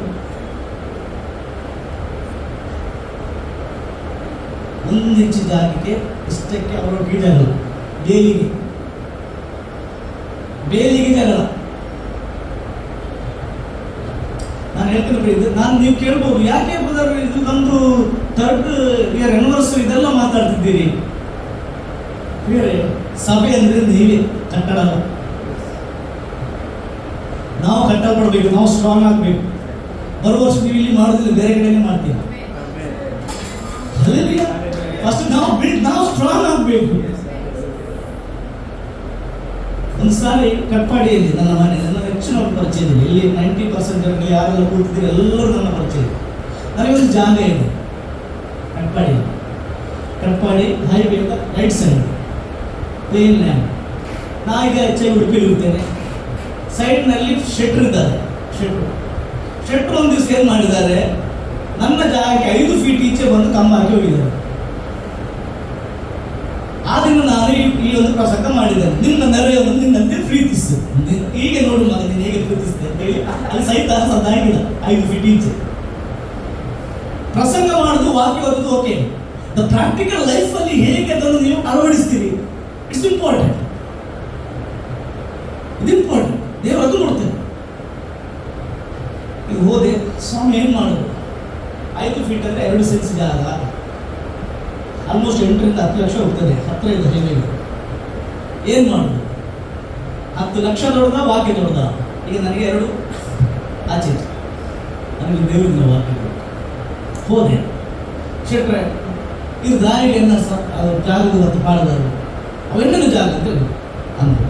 ನನ್ನ 2 ಫೀಟ್ ಹೆಂಚು ಮಾಡಲೆ ಬರ್ಪೆ ಸೀದಾ ಬಂದು ಅಲ್ಲಿ ಮಾರ್ನಿಂಗ್ ಅವ್ರದ್ದು ಫೋನ್ ಒಲ್ಲ ನೋಡ್ತೀವಿ ಚೂರು ಬರ್ಪಾರ ಚೂರು ಪಾತ್ರೆ ಅಂತ ಹೇಳಿ ಚೂರು ಬರ್ತದೆ ಎಲ್ಲರಿಗೆ ಸರ್, ಯಾರಿಗೆ ಬರೋದಿಲ್ಲ ಚೂರು ಕೈ ಎತ್ತಿ. ಅವ್ರಿಗೆ ನಾನು ಹೇಳಿದೆ, ನಾನು ಬರ್ತೀನಿ. ಹೋದೆ ಅವರಿಗೆ. ಅಲ್ಲಿ ಹೋದಾಗ ಅವರು ನೀವು ನನಗೆ ನಿನ್ನೆ 2 ಫೀಟ್ ಮತ್ತೆ ಸಹ ಒಳಗೆ ಬಾ ಅಂತ ಹೇಳಿದ್ದೆ. ನನಗೆ ರಾತ್ರಿ ಹಿಡಿದಿದ್ದೆ, ನನ್ನ ಜಾಗ ಎಲ್ಲಿ ಹೇಳುವುದು ಇಲ್ಲ. ಎಡೆ ಬರ ಈಚೆ ಬಾರ ಅಂತ ಹೇಳಿ ಅವ್ರನ್ನ ಸ್ವಲ್ಪ ಈಚೆ ಹಾಕಿದೆ. ನಾನು ಗಲಾಟೆ ಮಾಡಲಿಲ್ಲ, ಕಂಪ್ಲೇಂಟ್ ಕೊಡಲಿಲ್ಲ, ಏನೂ ಮಾಡಲಿಲ್ಲ. ದೇವರ ವಾಕ್ಯವನ್ನು ನನ್ನ ಜೀವನದಲ್ಲಿ ಅಳವಡಿಸುವಾಗ ನನಗೋಸ್ಕರ ನನ್ನ ದೇವರು ಫೈಟ್ ಮಾಡ್ತಾನೆ. ಪ್ರೇಮ ಆ ಶಕ್ತಿಗೆ ಮುದ್ದೆ ಕೊಡಬೇಕು. ಹಾಗೆ ಈ ವಾಕ್ಯ 100% ನಮ್ಮ ಜೀವನದಲ್ಲಿ ಕಾರ್ಯ ಮಾಡ್ತದೆ. 100%. ಯಾವಾಗ ನೀವು ನಂಬುತ್ತೀರೋ ಆಗ ನಿಮ್ಮ ಜೀವನದಲ್ಲಿ ಮಹಿಮೆಯನ್ನು ಕಾಣುತ್ತೀರಿ. ನೀವು ನಂಬದಿದ್ರೆ ಕೇವಲ ಬಾಯಿದಾರಿಕೆ ಮಾಡಿದ್ರೆ, ಅದು ಸುಮ್ಮನೆ ನಾವು ಹೇಳಿಕೊಂಡು ಹೋದ್ರೆ, ಎಲ್ಲಾ ವಾಕ್ಯ ನನಗೆ ಗೊತ್ತಿದೆ ಅಂತೇಳಿ ಹೇಳಿಕೊಂಡು ಓಡ್ತಾ ಇದ್ರೆ ಅದರಿಂದ ಅಲ್ಲ. ಆ ವಾಕ್ಯ ಅಳವಡಿಸೋದ್ರಿಂದ 100% ನಮ್ಮ ಜೀವನದಲ್ಲಿ ಕಾರ್ಯ ಮಾಡ್ತದೆ. ಎಷ್ಟು ಜನ ಡಾಕ್ಟರ್ ಹತ್ರ ಹೋಗಿದ್ರು? ಡಾಕ್ಟರ್ ಹತ್ರ ಎಷ್ಟು ಹೋಗಿದೆ? ಎಲ್ಲರೂ ಹೋಗಿದ್ದಾರೆ. ಓಕೆ, ನಾನು ಹೋಗ್ತೇನೆ ಕೆಲಸ. ಓಕೆ, ಡಾಕ್ಟರ್ ಹತ್ರ ನಾವು ಹೋಗುವಾಗ ಜ್ವರ ಅಥವಾ ಏನಾದರೂ ನೀವು ಹೇಳ್ತೀರಿ, ಡಾಕ್ಟರ್ ಟೆಸ್ಟ್ ಮಾಡ್ತಾರೆ ಇಲ್ವಾ? ಟೆಸ್ಟ್ ಮಾಡ್ತಾರೆ. ಟೆಸ್ಟ್ ಮಾಡಿದವಾಗ ಏನು ಕೊಡ್ತಾರೆ? ಕೆಲವು ಸಲ ಚೀಟಿ ಬರೆದು ಕೊಡ್ತಾರೆ, ಇದನ್ನು ಹೋಗಿ ತಗೊಳ್ಳಿ, ಬೆಳಿಗ್ಗೆ ಮಧ್ಯಾಹ್ನ ಸಂಜೆ 3 ಹೊತ್ತು ತಗೊಳ್ಬೇಕು, ನಿಮ್ಮ ರೋಗ ಹೋಗ್ತದೆ. ನಾವೇನು ಮಾಡ್ತೇವೆ? ಮೆಡಿಕಲ್ ತಗೊಳ್ತೇವೆ, ಡೈಲಿ ಬೆಳಿಗ್ಗೆ ಹೀಗೆ ಓದಿ ಅಲ್ಲಿರ್ತೇವ, ಮಧ್ಯಾಹ್ನ ಪುನಃ ಓದಿ ಅಲ್ಲಿರ್ತೇವ, ಸಂಜೆ ಪುನಃ ಓದಿ ಅಲ್ಲಿರ್ತೇವ. ನಮ್ಮ ಕಾಯಿಲೆ ಗುಣ ಆಗ್ತದ? ಇಲ್ಲ. ಬೆಳಿಗ್ಗೆ ಓದಿ ಆದ ಮೇಲೆ ನಾವು ತಗೊಳ್ತೇವೆ ಅಲ್ವಾ? ತೆಕ್ಕೊಂಡಾಗ ಮಾತ್ರ ಆ ಕಾಯಿಲೆ ಗುಣ ಆಗುವಂಥದ್ದು. ತೆಕ್ಕೊಳ್ಳದೆ ಇದ್ರೆ ಕಾಯಿಲೆ ಗುಣ ಆಗ್ಲಿಕ್ಕೆ ಸಾಧ್ಯನೇ ಇಲ್ಲ. ನನ್ನ ಹೆಂಡತಿ ಕೆಲವು ಸಲ ನಾನು ಹೊರಗೆ ಹೋಗಿ ಫೋನ್ ಮಾಡಿದೆ, ಮಾತ್ರ ತಗೊಂಡ್ರ ಅಂತ ಹೇಳಿ ಸ್ವಲ್ಪ ಫೋನ್ ಮಾಡಿ ಕೇಳ್ಕೊಂಡು, ಅಂದ್ರೆ ಅಷ್ಟು ಅವರಿಗೆ ಸಹ ಒಂದು ಇಂಟ್ರೆಸ್ಟ್. ತೆಕ್ಕೊಳ್ಬೇಕು, ಯಾಕಂದ್ರೆ ಕಾಯಿಲೆ ಗುಣ ಆಗಬೇಕು. ಆ ಮೆಡಿಸಿನ್ ನಾವು ಇಂಪಾರ್ಟೆಂಟ್ ಕೊಡುವಾಗ ದ ಮೆಡಿಸಿನ್ಗಿಂತ ಪವರ್ಫುಲ್ ಆಗಿರುವಂತ ಈ ದೇವರ ವಾಕ್ಯ ನಿಮ್ಮ ಪ್ರತಿಯೊಂದು ಪ್ರಾಬ್ಲಮ್ಸ್ಗೆ ಸೊಲ್ಯೂಷನ್ ಕೊಡುವಂತ ಈ ವಾಕ್ಯ, ಇದನ್ನು ಕೇವಲ ಓದಿ ಅಥವಾ ಬಾಯಿಪಾಠ ಮಾಡಿ ಇಟ್ಟರೆ ಆಗುದಿಲ್ಲ. ಇದು ನಮ್ಮ ಜೀವನದ 100% ಅಳವಡಿಸಬೇಕು. ಅಲ್ಲಿಯ ಆಗ ನೀವು ರಿಸಲ್ಟ್ ನೋಡ್ತೀರಿ. ನಿಮಗೊಂದು ರಿಸಲ್ಟ್ ಕಾಣಲಿಲ್ಲ ಅಂದ್ರೆ, ನಿಮ್ಮ ಜೀವನದಲ್ಲಿ ದೇವರ ವಾಕ್ಯದ ರಿಸಲ್ಟ್ ಕಾಣಲಿಲ್ಲ ಅಂದ್ರೆ, ನೀವು ಜಸ್ಟ್ ನಿಮ್ಮಷ್ಟಕ್ಕೆ ನೀವು ಸೆಲ್ಫ್ ಚೆಕ್ ಮಾಡ್ರಿ, ಈ ವಾಕ್ಯ ನನ್ನ ಜೀವನದಲ್ಲಿ ಅಳವಡಿಸಿದರೆ ಇಲ್ವಾ? ನಾವು ಕೇವಲ ಹೇಳುವವರು, ಕೇಳುವವರು, ಬಾಯ್ಪಾಠ ಮಾಡುವವರು ಮಾತ್ರ ಅಲ್ಲ ಪ್ರಿಯರೇ, ಈ ವಾಕ್ಯವನ್ನು ನಮ್ಮ ಜೀವನದಲ್ಲಿ ಅಳವಡಿಸಿ ಜೀವಿಸಬೇಕು. ಆಗ ದೇವರ ಮಹಿಮೆಯನ್ನು ನಾವು ಕಾಣುತ್ತೇವೆ. ಹಲ್ಲೆಲೂಯ. ಆಮೇಲೆ ನಾವು ನೋಡುವಾಗ ನಮ್ಮ ಟಾಪಿಕ್ ಏನಂದ್ರೆ ದೇವರ ಮಹಿಮೆಯನ್ನು ನಾನು ನೀವು ಪ್ರಖ್ಯಾತಿಪಡಿಸಬೇಕು ಅಷ್ಟೇ. ಈ ಸಭೆ ಇಲ್ಲಿ ಈಗ ಇದೆ, ಮುಂದೆ ಬೇರೆ ಕಡೆ ಹೋಗ್ತದೆ. ಇಲ್ಲಿರುವಾಗ ದೇವರ ಮಹಿಮೆಯನ್ನು ಪ್ರಖ್ಯಾತಿಪಡಿಸ್ತೇವೆ, ಅಲ್ಲಿ ಹೋದಲ್ಲಿ ಡಬಲ್ ಪ್ರಖ್ಯಾತಿ. ಅದಕ್ಕೆ ನಮ್ಮ ಮನೋನೇತನು ಫಸ್ಟ್ಗೆ ಚೇಂಜ್ ಆಗಬೇಕು, ನಾವು ನೋಡುವ ರೀತಿ ಚೇಂಜ್ ಆಗಬೇಕು. ಈ ಮಹಿಮೆಯ ಬಗ್ಗೆ ಮಾತಾಡೋಕ್ಕೆ ಸ್ಟಾರ್ಟ್ ಮಾಡಿದ್ದು ಒಂದು 6 ತಿಂಗಳಾಯ್ತು. ನಾನು ಯಾಕೆ ನಾನು ಕೆಲವು ಸಲ ಕೆಲವು ವಿಚಾರಗಳಿಗೆ ಒತ್ತಿ ಮಾತಾಡ್ತೀನಿ ಅಂದರೆ ಅದನ್ನು ನೋಡ್ತಾ ಇರ್ತೇನೆ. ನಾನು ಹೇಳಿದೆ 15 ವರ್ಷ ಆಯಿತು ಬಿಗ್ಜೆಟಿ ಪ್ರಾರಂಭ ಮಾಡಿ, ಒಂದು 7-8 ವರ್ಷ ಆಯಿತು ನಾನು ಪ್ರಸಂಗ ಮಾಡಲಿಕ್ಕೆ ಪ್ರಾರಂಭ ಮಾಡಿ. ಕೊರೋನಾ ಸಮಯದಲ್ಲಿ ಕಂಪ್ಲೀಟ್ ಮತ್ತೆ ತುಂಬ ಸ್ಟಾರ್ಟ್ ಮಾಡಿದ್ರು ಮೆಸೇಜ್ ಅಂತ ಕೊಡಲಿಕ್ಕೆ. ಒಂದು 2 ವರ್ಷದ ಹಿಂದೆ ದೇವರು ಯಾರು ಅಂತ ಸರಿಯಾಗಿ ಅರ್ಥ ಮಾಡಿಕೊಂಡು ಪ್ರಸಂಗ ಮಾಡಿ ಸ್ಟಾರ್ಟ್ ಮಾಡಿದೆ. 6 ತಿಂಗಳ ಹಿಂದೆ ಈಗ ದೇವರ ಮಹಿಮೆಯನ್ನು ಪ್ರಖ್ಯಾತಿಪಡಿಸೋದಕ್ಕೋಸ್ಕರ ನಾನು ಇವತ್ತು ಪ್ರಸಂಗ ಮಾಡ್ತಿದ್ದೆ. ಅದರಲ್ಲಿ ನಮ್ಮ ಅನುಭವಗಳಾಗಬೇಕು. ಇವತ್ತು ನಾನು ಆ ಮಹಿಮೆ ನೋಡ್ತಾ ಇದ್ದೇನೆ, ನೀವು ಅದನ್ನು ನೋಡಬೇಕು. ನಿಮ್ಮ ಪ್ರತಿಯೊಬ್ಬೊಬ್ಬರ ಜೀವನದಲ್ಲಿ ದೇವರ ಮಹಿಮೆ ನೀವು ಪ್ರಖ್ಯಾತಿ ತರಬೇಕು. ಆಗ ಯಾವಾಗ ಆಗ್ತಂದ್ರೆ ನಮ್ಮ ಮನೋನೇತ್ರಗಳು ಬೆಳಗಬೇಕು. ಪೌಲ್ ಅದಕ್ಕೋಸ್ಕರ ಪ್ರಾರ್ಥನೆ ಮಾಡ್ತಾರೆ ಎಫೆಸ ಸಭೆಯಲ್ಲಿ 1:18 ವಚನ ನೋಡ್ರಿ, ಆತನು ನಿಮ್ಮ ಮನೋನೇತ್ರಗಳನ್ನು ಬೆಳಗಿಸಿ. ಇಂಗ್ಲಿಷ್ ಅಲ್ಲಿ ಹೇಳ್ತದೆ the eyes of your understanding. ನಿಮ್ಮ ಅಂಡರ್ಸ್ಟ್ಯಾಂಡಿಂಗ್, ನಿಮ್ಮ ತಿಳುವಳಿಕೆ, ಆ ಕಣ್ಣನ್ನು ಓಪನ್ ಮಾಡಬೇಕು. ಅದಕ್ಕೆ ರೋಮ 12:2 ಅದನ್ನೇ ಹೇಳುವಂಥದ್ದು, ನಿಮ್ಮ ಮನಸ್ಸನ್ನು ನೂತನ ಪಡಿಸಿಕೊಳ್ಳ್ರಿ ಈ ಭೂಲೋಕದ ಪರಲೋಕದ ಕಡೆಗೆ. ಹಲ್ಲೆಲೂಯಾ. ಇವತ್ತು ಯಾರೆಲ್ಲ ನೀವು ಬಂದಿದ್ದೀರಿ, ನೀವು ಹಿಂತಿರುಗಿ ಹೋಗುವಾಗ ಬಂದ ಹಾಗೆ ಹೋಗುವುದೇ ಇಲ್ಲ. ಆ ಮಹಿಮೆಯನ್ನು ನೋಡ್ತೀರಿ. ಮತ್ತೆ ಆತನಿಂದ ಕರೆಸಿಕೊಂಡವರು ನಿರೀಕ್ಷಿಸ ಪದವಿ ಎಂಬುದನ್ನು. ಎಷ್ಟು ಜನ ದೇವರಿಂದ ಕರೆಸಲ್ಪಟ್ಟವರು ಇಲ್ಲಿದ್ದೀರಿ? ನಾವೆಲ್ಲ ಹೇಳ್ತೇವೆ ನಾವು ದೇವರಿಂದ ಕರೆಸಲ್ಪಟ್ಟರು. ಅಲ್ಲಿ ಏನ್ ಹೇಳ್ತೇವೆ ವಾಕ್ಯ? ಆತನಿಂದ ನಿರೀಕ್ಷಿಸುವ ಪದವಿ ಆತನಿಂದ ಕರೆಸಿಕೊಂಡವರ ಪದವಿ. ಇವತ್ತು ನಿಮ್ಮ ಪದವಿ ಏನು? ನೀವು ಯಾರಾಗಿದ್ದೀರಿ? ನೀವು ಕ್ರಿಸ್ತನಲ್ಲಿ ಯಾರಾಗಿದ್ದೀರಿ? ನಮಗೆ ಗೊತ್ತಿದೆಯಾ? ಚರ್ಚಿಗೆ ಬಂದಾಗ ಮಾತ್ರ ಗೊತ್ತಾಗ್ತದ, ಅಥವಾ ಕೆಲಸದ ಜಾಗದಲ್ಲಿ ನಾವು ಯಾರಾಗಿದ್ದೇವೆ ಅಂತ ನಾವು ಜೀವನ ಮಾಡ್ತಿದ್ದೇವೆ? ನಮ್ಮ ಡೈಲಿ ಲೈಫಲ್ಲಿ ನಾವು ಯಾವ ರೀತಿ ಜೀವನ ಮಾಡ್ತೀವಿ? ನಮ್ಮ ಪದವಿ ಎಂಥದ್ದು? ನಾವು ದೇವರ ಮಕ್ಕಳಾಗಿದ್ದೇವೆ.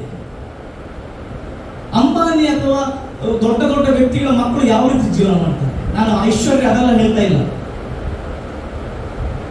ಅವನು ಫಿಯರ್ಲೆಸ್ ಆಗಿ ಒಂದು ಜೀವನ ಮಾಡ್ತಾನೆ ಇಲ್ವ? ಅವನಿಗೆ ಕೆಲವು ಸೆಕ್ಯೂರಿಟಿ ಇರ್ತದೆ ಇಲ್ವ? ನಿಮಗೆ ಸೆಕ್ಯೂರಿಟಿ ಉಂಟಾ?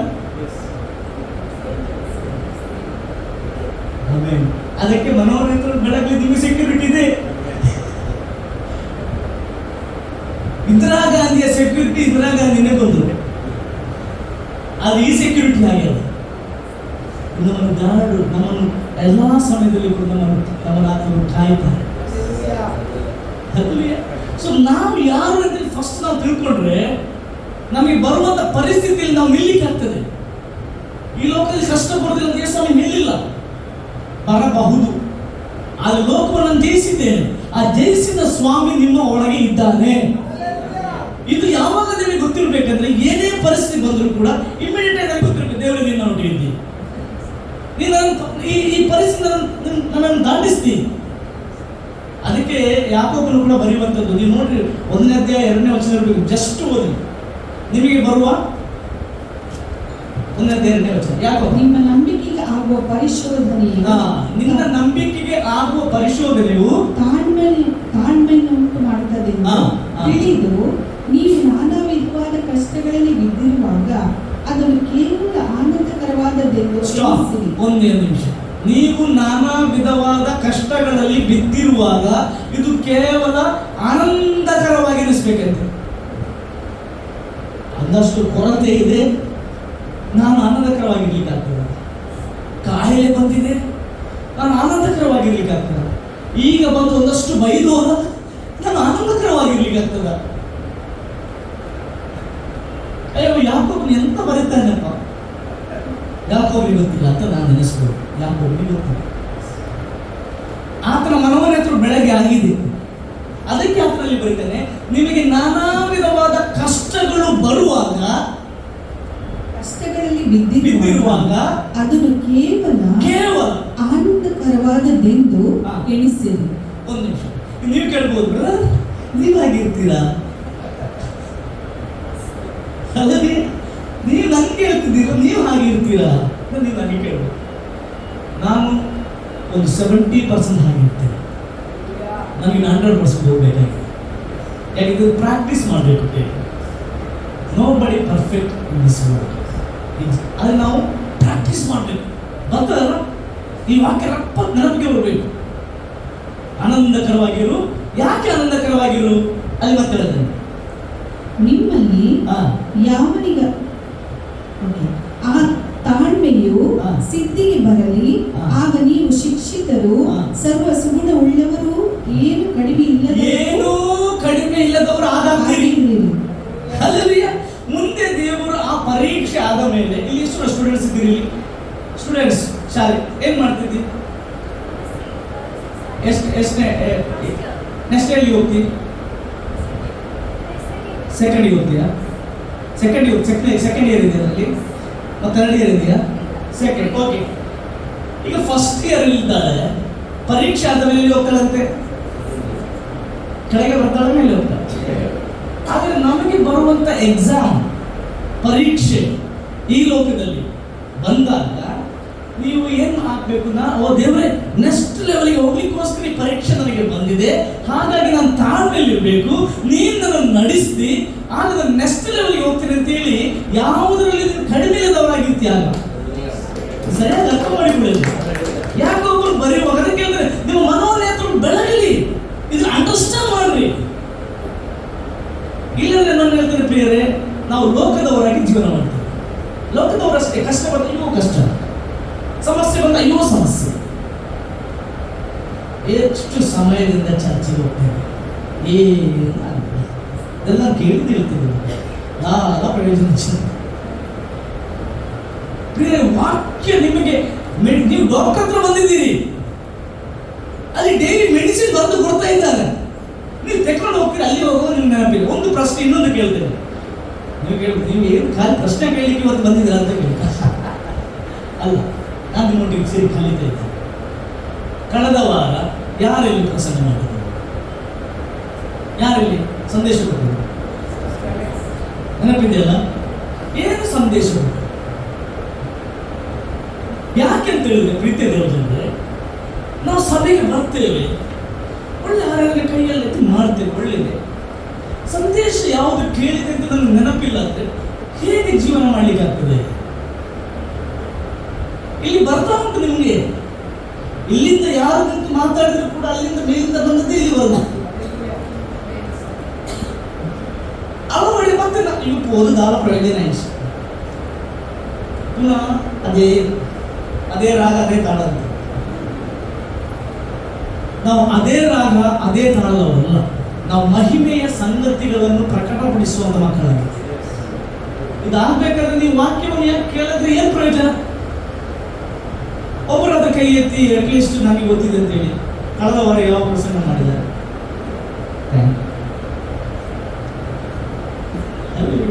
ಪ್ರಿಯರೇ, ನಾನು ನಿಮಗೆ ಹೇಳುವಷ್ಟು ದೊಡ್ಡ ವ್ಯಕ್ತಿ ಅಲ್ಲ, ನಾನು ಕೂಡ ಹೀಗೇನೇ ಇದ್ದೆ.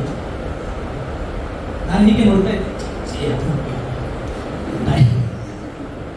ನೋಡ್ತಾ ಇದ್ದೆ, ಯಾವಾಗ ಬಿಡ್ತಾರೆ ಅದೇ ಅಪಾಯಿಂಟ್ಮೆಂಟ್ ಕೊಟ್ಟಿರ್ತೇವೆ ನಾವು ಬೇರೆ ಬೇರೆ, ಅವ್ರಿಗೆ ಸಿಗ್ತೇನೆ ಅವ್ರಿಗೆ ಸಿಗ್ತೇನೆ ಅಂತೇಳಿ. ನಮ್ಗೆ ಅದರ ಮೇಲೆ ಇರ್ತಾರೆ, ಮತ್ತೆ ಬಾಡಿ ಮಾತ್ರ ಇಲ್ಲಿರ್ತದೆ. ಅದಿನ್ನೊಂದು ಸಕ್ಕತ್ತೆ, ಬಾಡಿ ಮಾತ್ರ ಇಲ್ಲಿರ್ತದೆ, ಮೈಂಡ್ ಎಲ್ಲ ಉಡುಪಿ ಮಣಿಪಾಲ ಅಲ್ಲಿ ಕಿತ್ರೋಡಿ ಎಲ್ಲ ತಿರ್ತಾ ಇರ್ತದೆ.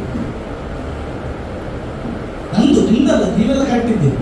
ಅಲ್ಲಿಯ ನಮ್ಮ ದೇವರು ಒಳ್ಳೆಯ ದೇವರಾಗಿದ್ದಾರೆ. ನಾವು ಈ ಲೋಕದಲ್ಲಿ ಜೀವನ ಮಾಡೋದು ಹೇಗೆ ಅಂತ ನಮಗೆ ಇತರರಿಗೋಸ್ಕರ ಹೇಗೆಂದ್ರೆ, ಇತರಿಗೆ ಅಂದ್ರೆ ಏನು ಗೊತ್ತಾ, ಇನ್ನೊಬ್ಬ ಏನು ಹೇಳ್ತಾನೋ, ಅದಕ್ಕೋಸ್ಕರ ಜೀವನ ಮಾಡ್ತೀವಿ ಸರ್. ಒಂದು ಮಗಿತ್ತಂತೆ, ಮಗು ಅದು 5-6 ವರ್ಷ ಆಗುವಾಗ ಮಗು ತಾಯಿ ಹೇಳ್ತಾನೆ, ಮಗ ಸ್ಕೂಲಿಗೆ ಹೋಗು. ಇಲ್ಲ ಮಮ್ಮಿ ನಾನು ಹೋಗುದಿಲ್ಲ. ನೀನು ಹೋಗೋದಿದ್ರೆ 4 ಜನ ಏನು ಹೇಳ್ತಾರೆ, ಹೋಗಂತ ಹೇಳ್ತಾರೆ. ಅವನು ಹೋಗ್ತಾನೆ, 10ನೇ ಕ್ಲಾಸ್ ತನಕ ಕಲಿತಾನೆ. ಅವನಿಗೆ ಸಾಕು ಮಮ್ಮಿ ನಾನು ಹೋಗುದಿಲ್ಲ. ಹೋಗ, ನೀನು ಡಿಗ್ರಿಯಲ್ಲಿ ಮಾಡೋದಿದ್ರೆ 4 ಜನ ಏನು ಹೇಳ್ತಾರೆ, ಹೋಗಂತ ಹೇಳ್ತಾರೆ. ಆಯ್ತು ಮಮ್ಮಿ, ಡಿಗ್ರಿ ಮುಗಿಸ್ತಾನೆ. ಮತ್ತೆ ಮದುವೆ ಜಾಬ್ ನೋಡು ಮಾರೆ. ಆಯ್ತು, ಯಾಕೆ ಮಮ್ಮಿ ಜಾಬ್, ನಾನು ಎಲ್ಲಿ ಇರ್ತೇನೆ? ಇಲ್ಲ ನಾನು ಒಳ್ಳೆ ಜಾಬ್ ನೋಡಿದ್ರೆ 4 ಜನ ಏನು ಹೇಳ್ತಾರೆ. ಆಯ್ತು, ಜಾಬ್ ಆಯ್ತು. ಮದುವೆ ಹಾಕು ಮಾರೆ, ಮದುವೆ ಬೇಡ ಈಗ ಮದುವೆ ಬೇಡ. 4 ಜನ ಏನು ಹೇಳ್ತಾರೆ, ನೀನು ಮದುವೆ ಆಗು. ಮದುವೆ ಮಕ್ಕಳು ಬೇಕು ಮಾರೆ, ಮಕ್ಕಳಾದ್ರೆ 4 ಜನ ಏನು ಹೇಳ್ತಾರೆ. ಆಯ್ತು, ಮಕ್ಕಳು ಆಯ್ತು. ಒಂದು ದಿವಸ ಏನೋ ಸ್ವಲ್ಪ ಕಿಟಿ ಆಯ್ತು ಮನೆಯಲ್ಲಿ. ಮಮ್ಮಿ ಇವತ್ತು ನನಗೆ ಹೇಳಬೇಕು, ಇನ್ನು ಆವತ್ತಿನಿಂದ 4 ಜನ ಏನು ಹೇಳ್ತಾರೆ, 4 ಜನ, ಆ 4 ಜನ ಯಾರು ಇವತ್ತು ನನ್ನ ಮುಂದೆ ತಂದು ನಿಲ್ಲಿಸೋದು. ಅಂದ್ರೆ ಈ 4 ಜನ ಏನು ಹೇಳ್ತಾರೋ ಅದಕ್ಕೋಸ್ಕರ ನಾವು ಜೀವನ ಮಾಡೋದು ಲೋಕದ ಹೆಚ್ಚಾಗಿ. ಬೇರೆ ದೇವರು ಏನು ಹೇಳುತ್ತಾನೋ ಅದಕ್ಕೋಸ್ಕರ ನಾವು ಜೀವನ. ಈ 4 ಜನ ನಿಮ್ಗೆ ಏನು ಮಾಡಿದ್ರು ಹೇಳ್ತಾ ಇರ್ತಾರೆ, ಏನು ಮಾಡಿದ್ರು ಹೇಳ್ತಾ ಇರ್ತಾರೆ. ಈ 4 ಜನಕ್ಕೋಸ್ಕರ ನೀವು ಜೀವನ ಮಾಡೋದಲ್ಲ, ದೇವರಿಗೋಸ್ಕರ ನೀವು ಜೀವನ ಮಾಡಬೇಕು. ಆಗ ನಮ್ಮ ಜೀವನದಲ್ಲಿ ಆ ದೇವರ ಮಹಿಮೆಯನ್ನು ಪ್ರಖ್ಯಾತಪಡಿಸಲಿಕ್ಕೋಸ್ಕರ ಸಾಧ್ಯವಾಗ್ತದೆ. ಹಾಗಾಗಿ ಎಫೆಸರಿಗೆ ಬರೆಯುವಾಗ ಆತನು ಹೇಳುವಂಥದ್ದು 1:11 ಸ್ವಲ್ಪ ಗಟ್ಟಿಯಾಗಿ ಓದಿ. 1:11 ಇದಲ್ಲದೆ ಆತನಲ್ಲಿ ದೇವರ ಸ್ವಕೀಯ ಪ್ರಜೆಯಾದೆವು. ಇದಲ್ಲದೆ ಆತನಲ್ಲಿ ನಾವು ದೇವರ ಸ್ವಕೀಯ ಪ್ರಜೆಯಾದೆವು. ಬರಬೇಕಾದ ಕ್ರಿಸ್ತನನ್ನು ಎದುರು ನೋಡುತ್ತಿದ್ದ ನಾವು ತನ್ನ ಮಹಿಮೆಯನ್ನು ಪ್ರಖ್ಯಾತಿಪಡಿಸಬೇಕೆಂದು ಸಮಸ್ತ ಕಾರ್ಯಗಳನ್ನು ತನ್ನ ಇಷ್ಟದಂತೆ ನಡೆಸುವ ದೇವರು ತನ್ನ ಸಂಕಲ್ಪದ ಮೇರೆಗೆ ನಮ್ಮನ್ನು ಆದಿಯಲ್ಲಿಯೇ ಆರಿಸಿಕೊಂಡನು. ಯಾಕೆ ದೇವರು ನಮ್ಮನ್ನು ಆರಿಸಿಕೊಂಡಂತೆ ಸ್ಪಷ್ಟವಾಗಿ ಬರೀತಾರೆ. ದೇವರ ಮಹಿಮೆಯನ್ನು ಪ್ರಖ್ಯಾತಿಪಡಿಸೋದಕ್ಕೋಸ್ಕರ ಆದಿಯಲ್ಲಿಯೇ ನಮ್ಮನ್ನು ದೇವರು ಆರಿಸ್ತಾರೆ. ಹಲ್ಲೆಲೂಯಾ. ಯೇಸು ಸ್ವಾಮಿ ಹೇಳ್ತಾರೆ ಯೋಹಾನ ಸುವಾರ್ತೆಯಲ್ಲಿ, ತಂದೆ ನನಗೆ ಕೊಟ್ಟಿರುವಂತ ಕೆಲಸಗಳನ್ನು ನಾನು ಮಾಡಿ ನಾನು ಮಹಿಮೆಯನ್ನು ಮಾಡ್ತಾ ಇದ್ದೇನೆ. ನೋಡಿ, ಯೋಹಾನ ಸುವಾರ್ತೆ 17:4 ನೋಡಿದ್ರೆ, ಮಾಡಬೇಕೆಂದು ನೀನು ನನಗೆ ಕೊಟ್ಟ ಕೆಲಸವನ್ನು ನಾನು ನೆರವೇರಿಸಿ ನಿನ್ನನ್ನು ಭೂಲೋಕದಲ್ಲಿ ಮಯಪಡಿಸಲು. ಈಗ ತಂದೆಯೇ, ನೀನು ನಿನ್ನ ಬಳಿಯಲ್ಲಿ ನನ್ನನ್ನು ಮಯಪಡಿಸು. ನೀನು ದೇವರು ಕೊಟ್ಟಿರುವ ಕೆಲಸವನ್ನು ಯೇಸು ಸ್ವಾಮಿ ಮಾಡಿ ದೇವರನ್ನು ಮಹಿಮೆಪಡಿಸು. ಆ ಮಹಿಮೆಗೆ ಕೇಳ್ತೇನೆ, ನೀನು ನನಗೆ ಕೊಡು. ಯಾವಾಗ ನಾನು ನಿನ್ನ ಜೊತೆ ಇದ್ದೇನಲ್ಲ ಪರಲೋಕದಲ್ಲಿ, ಆ ಮಹಿಮೆಯನ್ನು ಕೊಡು. ಹಲ್ಲೆಲೂಯಾ. ಯೇಸು ಸ್ವಾಮಿ ಮತ್ತೆ ಮುಂದಕ್ಕೆ ನಾವು ಹೋಗುವಾಗ ನಾವು ಯೇಸು ಸ್ವಾಮಿ ಹೇಳ್ತಾರೆ ಬೇರೆ, ಅದನ್ನು ಹೇಳುವಂತ ಮಾತೇನೆಂದ್ರೆ, ನೀವು ಯೋಹಾನ ಸುವಾರ್ತೆ 17:20 ಈ ಮಹಿಮೆ ಯಾರಿಗೆ ಕೊಟ್ಟಿದೆ ಅಂತ ಯೇಸು ಸ್ವಾಮಿ ಸ್ಪಷ್ಟ. ಇವತ್ತೀಗ ನಿಮಗೆ ಅರ್ಥ ಆಗ್ತದೆ ಈ ಮಹಿಮೆ ಯೇಸು ಸ್ವಾಮಿ ಯಾರಿಗೆ ಕೊಟ್ಟಿದ್ದಾನೆ. ನಾನು ತುಂಬಾ ಸ್ಕಿಪ್ ಮಾಡಿದೆ, ಯಾಕೆ ನನಗೆ ಸಮಯ ಕೊಟ್ಟಿದ್ದಾರೆ, ಆ ಸಮಯದಿಂದ ಮುಗಿಸಬೇಕು. ಆದರೆ ಇವರಿಗೋಸ್ಕರ ಮಾತ್ರವಲ್ಲದೆ ಇವರ ವಾಕ್ಯದಿಂದ ನನ್ನನ್ನು ನಂಬುವವರಿಗೋಸ್ಕರ ಸಹ ಕೇಳಿಕೊಳ್ಳುತ್ತೇನೆ. ನೀನು ನನ್ನನ್ನು ಕಳುಹಿಸಿಕೊಟ್ಟಿದ್ದೀ ಎಂದು ಲೋಕವು ನಂಬುವುದಕ್ಕಾಗಿ ಅವರೆಲ್ಲರೂ ಒಂದಾಗಿರಬೇಕೆಂತಲೂ, ತಂದೆಯೇ, ನೀನು ನನ್ನಲ್ಲಿಯೂ ನಾನು ನಿನ್ನಲ್ಲಿಯೂ ಇರುವ ಪ್ರಕಾರ ಅವರೂ ನಮ್ಮಲ್ಲಿ ಇರಬೇಕೆಂತಲೂ ಕೇಳಿಕೊಳ್ಳುತ್ತೇನೆ. ನಾವು ಒಂದಾಗಿರುವ ಪ್ರಕಾರ ಅವರೂ ಒಂದಾಗಿರಬೇಕೆಂದು ನೀನು ನನಗೆ ಕೊಟ್ಟಿರುವ ಮಹಿಮೆಯನ್ನು ನಾನು ಅವರಿಗೆ ಕೊಟ್ಟಿದ್ದೇನೆ. ಸಾಕು. ಯಾರಿಗೆ ಕೊಟ್ಟಿದ್ದಾನೆ? ಈಗ ಆತನ ವಾಕ್ಯವನ್ನು ಕೇಳಿ ನಂಬಿದವರಿಗೆ ಯೇಸು ಸ್ವಾಮಿ ಹೇಳ್ತಾರೆ, ನೀನು ಸ್ವಾಮಿ ನನಗೆ ಮಹಿಮೆಯನ್ನು ಕೊಟ್ಟಿದ್ದಿ, ಆ ಮಹಿಮೆಯನ್ನು ಇವತ್ತು ನಂಬಿದಂತ ನಿನ್ನ ಮಕ್ಕಳಿಗೆ ನಾನು ಕೊಡ್ತಾ ಇದ್ದೇನೆ.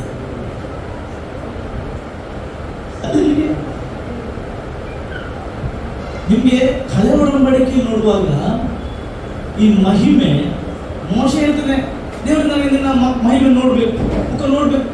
ಮೋಶೆ, ನೀನು ನೋಡುವಾಗಿಲ್ಲ, ನೀನು ನೋಡ್ಲಿಕ್ಕೆ ಆಗುದಿಲ್ಲ. ನಾನು ಮೋಶೆಯ ಕಣ್ಣನ್ನು ಮುಚ್ಚಿ ದೇವರು ಆದರೆ ಈಗ ಆ ಮಹಿಮೆಯನ್ನು ನಮಗೆ ಕೊಟ್ಟಿದ್ದಾನೆ. ಯಾಕೆ ಕೊಟ್ಟಿದ್ದಾನೆ? What the reason? ಮಹಿಮೆ ಅಂದ್ರೆ ನಾವು ದೊಡ್ಡ ಜನಾಂಗ ಅಲ್ಲ. ಮಹಿಮೆ ಅಂದ್ರೆ ದೇವರ ಮಹಿಮೆಯನ್ನು ನಿಮ್ಮ ಮೂಲಕ ಪ್ರಖ್ಯಾತಪಡಿಸೋಕ್ಕೋಸ್ಕರ. ಇವತ್ತೊಂದು ಮಹಿಮೆ ನೀವು ಕೇಳಿದ್ದೀರಿ ಇಲ್ಲಿ, ದೇವರ ಮಹಿಮೆ. ಸೊಲಿಟಾ ಸಿಸ್ಟರ್ ಅಲ್ಲ, ಅವ್ರೇನು ಹೇಳಿದ್ರು ಈಗ ಸಾಕ್ಷಿ, ದೇವರ ಮಹಿಮೆ, ದೇವರ ಮಹಿಮೆ. ಅವ್ರು ಸ್ತೋತ್ರ ಹೇಳ್ತಿದ್ದಾರೆ. ಅವರು ದೇವರ ಮಹಿಮೆಯಲ್ಲಿ ಯಾವುದು ಆಗುವುದಿಲ್ಲವೋ ಅದು ದೇವರು ಮಾಡ್ತಾನೆ, ಅದು ದೇವರ ಮಹಿಮೆ. ಆತರ ಮಹಿಮೆಗೋಸ್ಕರ. ಈ ಲೋಕದಲ್ಲಿ ಹೀಲಿಂಗ್ಸ್ ದೇವರ ಮಹಿಮೆಗೋಸ್ಕರ. ಈ ಲೋಕದಲ್ಲಿ ದೇವರು ಮಾಡೋ ಅದ್ಭುತಗಳು ಆತರ ಮಹಿಮೆಗೋಸ್ಕರ. ಅದು ನನ್ನ ನಿಮ್ಮ ಮೂಲಕ ಆಗ್ಬೇಕು. ಅದಕ್ಕೆ ಆ ಮಹಿಮೆ ನೀವು ಕೊಟ್ಟಿದ್ದಾರೆ. ಈಗಾಗಲೇ ಕಲ್ಲುಗಳನ್ನು ತೆಗೆಯುವ ಬಗ್ಗೆ ಹೇಳಿದ್ರು. ನಮ್ಮ ಸಿಸ್ಟರ್ ಕೂಡ ವರ್ಷಿಪ್ ಮಾಡಿದ ಮೇಲೆ ಹೇಳಿದ್ರು, ನಿಮ್ಮ ಒಳಗೆ ಬಂದ ದೇವರೇ ಎಲ್ಲ ಕಲ್ಲುಗಳು ತೆಗೆಯಿಸುವ. ರಾಜನ ಕಲ್ಲು ಕೂಡ ತೆಗೆದು. ಅಲ್ಲಿ ಯಾಕೆ ತೆಗೆದ್ರು ಅಂತ ಓದಿ, ಲಾಜರ್ನ ಇಶ್ಯೂ ನಾವು ನೋಡಿ. ಯಾಕೆ ಅಲ್ಲಿ ಲಾಜರ್ನ ಕಲ್ಲು ತೆಗೆದ್ರು? ಅಲ್ಲಿ ಕೂಡ ಮಹಿಮೆ ನೋಡ್ತೇವೆ ನಾವು. ಯೋಹಾನ 11:39. ಯೇಸು ಆ ಕಲ್ಲನ್ನು ತೆಗೆದು ಹಾಕಿರಿ ಅನ್ನಲು ತೀರಿ ಹೋದವನ ಅಕ್ಕನಾದ ಮಾರ್ಟಳು, ಸ್ವಾಮಿ, ಅವನು ಸತ್ತು 4 ದಿವಸವಾಯಿತು, ಈಗ ನಾಥ ಹುಟ್ಟಿದೆ ಅಂದಳು. ಈಗ ಏನಾಗಿದೆ? ಇದು ಪ್ರಾಕ್ಟಿಕಲ್ ಮೈಂಡ್. ಈ ಲೋಕದ ಮೈಂಡ್ ಹೇಳ್ತದೆ ಇದು ಸಾಧ್ಯನೇ ಇಲ್ಲ. ಈ ಲೋಕದ ಅನೇಕ ವೈದ್ಯರು ಹೇಳ್ತಾರೆ ಇದು ಸಾಧ್ಯ ಇಲ್ಲ. ಈ ಲೋಕದ ಫೈನಾನ್ಸ್ ದೊಡ್ಡ ಡೈರೆಕ್ಟರ್ಸ್ ಹೇಳ್ತಾರೆ ಇನ್ನು ನಿನ್ನ ಬಿಸ್ನೆಸ್ ಮೇಲೆ ಹೋಗಲಿಕ್ಕೆ ಸಾಧ್ಯ ಇಲ್ಲ, ನೀನು ಸಾಲದಲ್ಲಿ ಮುಳುಗಿ ಹೋಗ್ತೀವಿ, ಇದು ಸಾಧ್ಯನೇ ಇಲ್ಲ. ಇದು ಲೋಕ ಹೇಳುವಂಥದ್ದು. ಯಾರು ಹೇಳ್ತಾರೆ? ಈಗ ಮಾತು ಯೇಸುವಿಗೆ ಬಹಳ ಹತ್ತಿರವಾಗಿದ್ದವು. ದ ಸಿಚುವೇಶನ್ ಅವಳೆಲ್ಲ ಮರೆತು ಬಿಟ್ಟಿದ್ದಾಳೆ. ಈಗ ಅವಳು ಹೇಳ್ತಿದ್ದಾಳೆ ಇನ್ನು ಸಾಧ್ಯ ಇಲ್ಲ ಸ್ವಾಮಿ. ಈಗ ಮಾತು ಬರ್ತದೆ, ವಾಸನೆ ಬರ್ತಾ ಇದೆ. ಬೇರೆಯವರ ಹೆಣ್ಣನ್ನು ಕೂಡ ಈಗ ನಾವು ನೋಡಿದ್ದೇವೆ. ನನ್ನ ಎಕ್ಸ್ಪೀರಿಯನ್ಸ್, ನಿಮ್ಮ ಎಕ್ಸ್ಪೀರಿಯನ್ಸ್ ದೇವರ ಎಕ್ಸ್ಪೀರಿಯನ್ಸ್ ಅಲ್ಲ. ನೀವು ಹೇಳ್ಬೋದು ಇನ್ನು ಆಗುದಿಲ್ಲ ಅಂತ ಹೇಳಿ, ಆದರೆ ದೇವರಿಗೆ ಎಲ್ಲವೂ ಸಾಧ್ಯ. ಮುಂದಕ್ಕೆ ಹೋದ್ರಿ.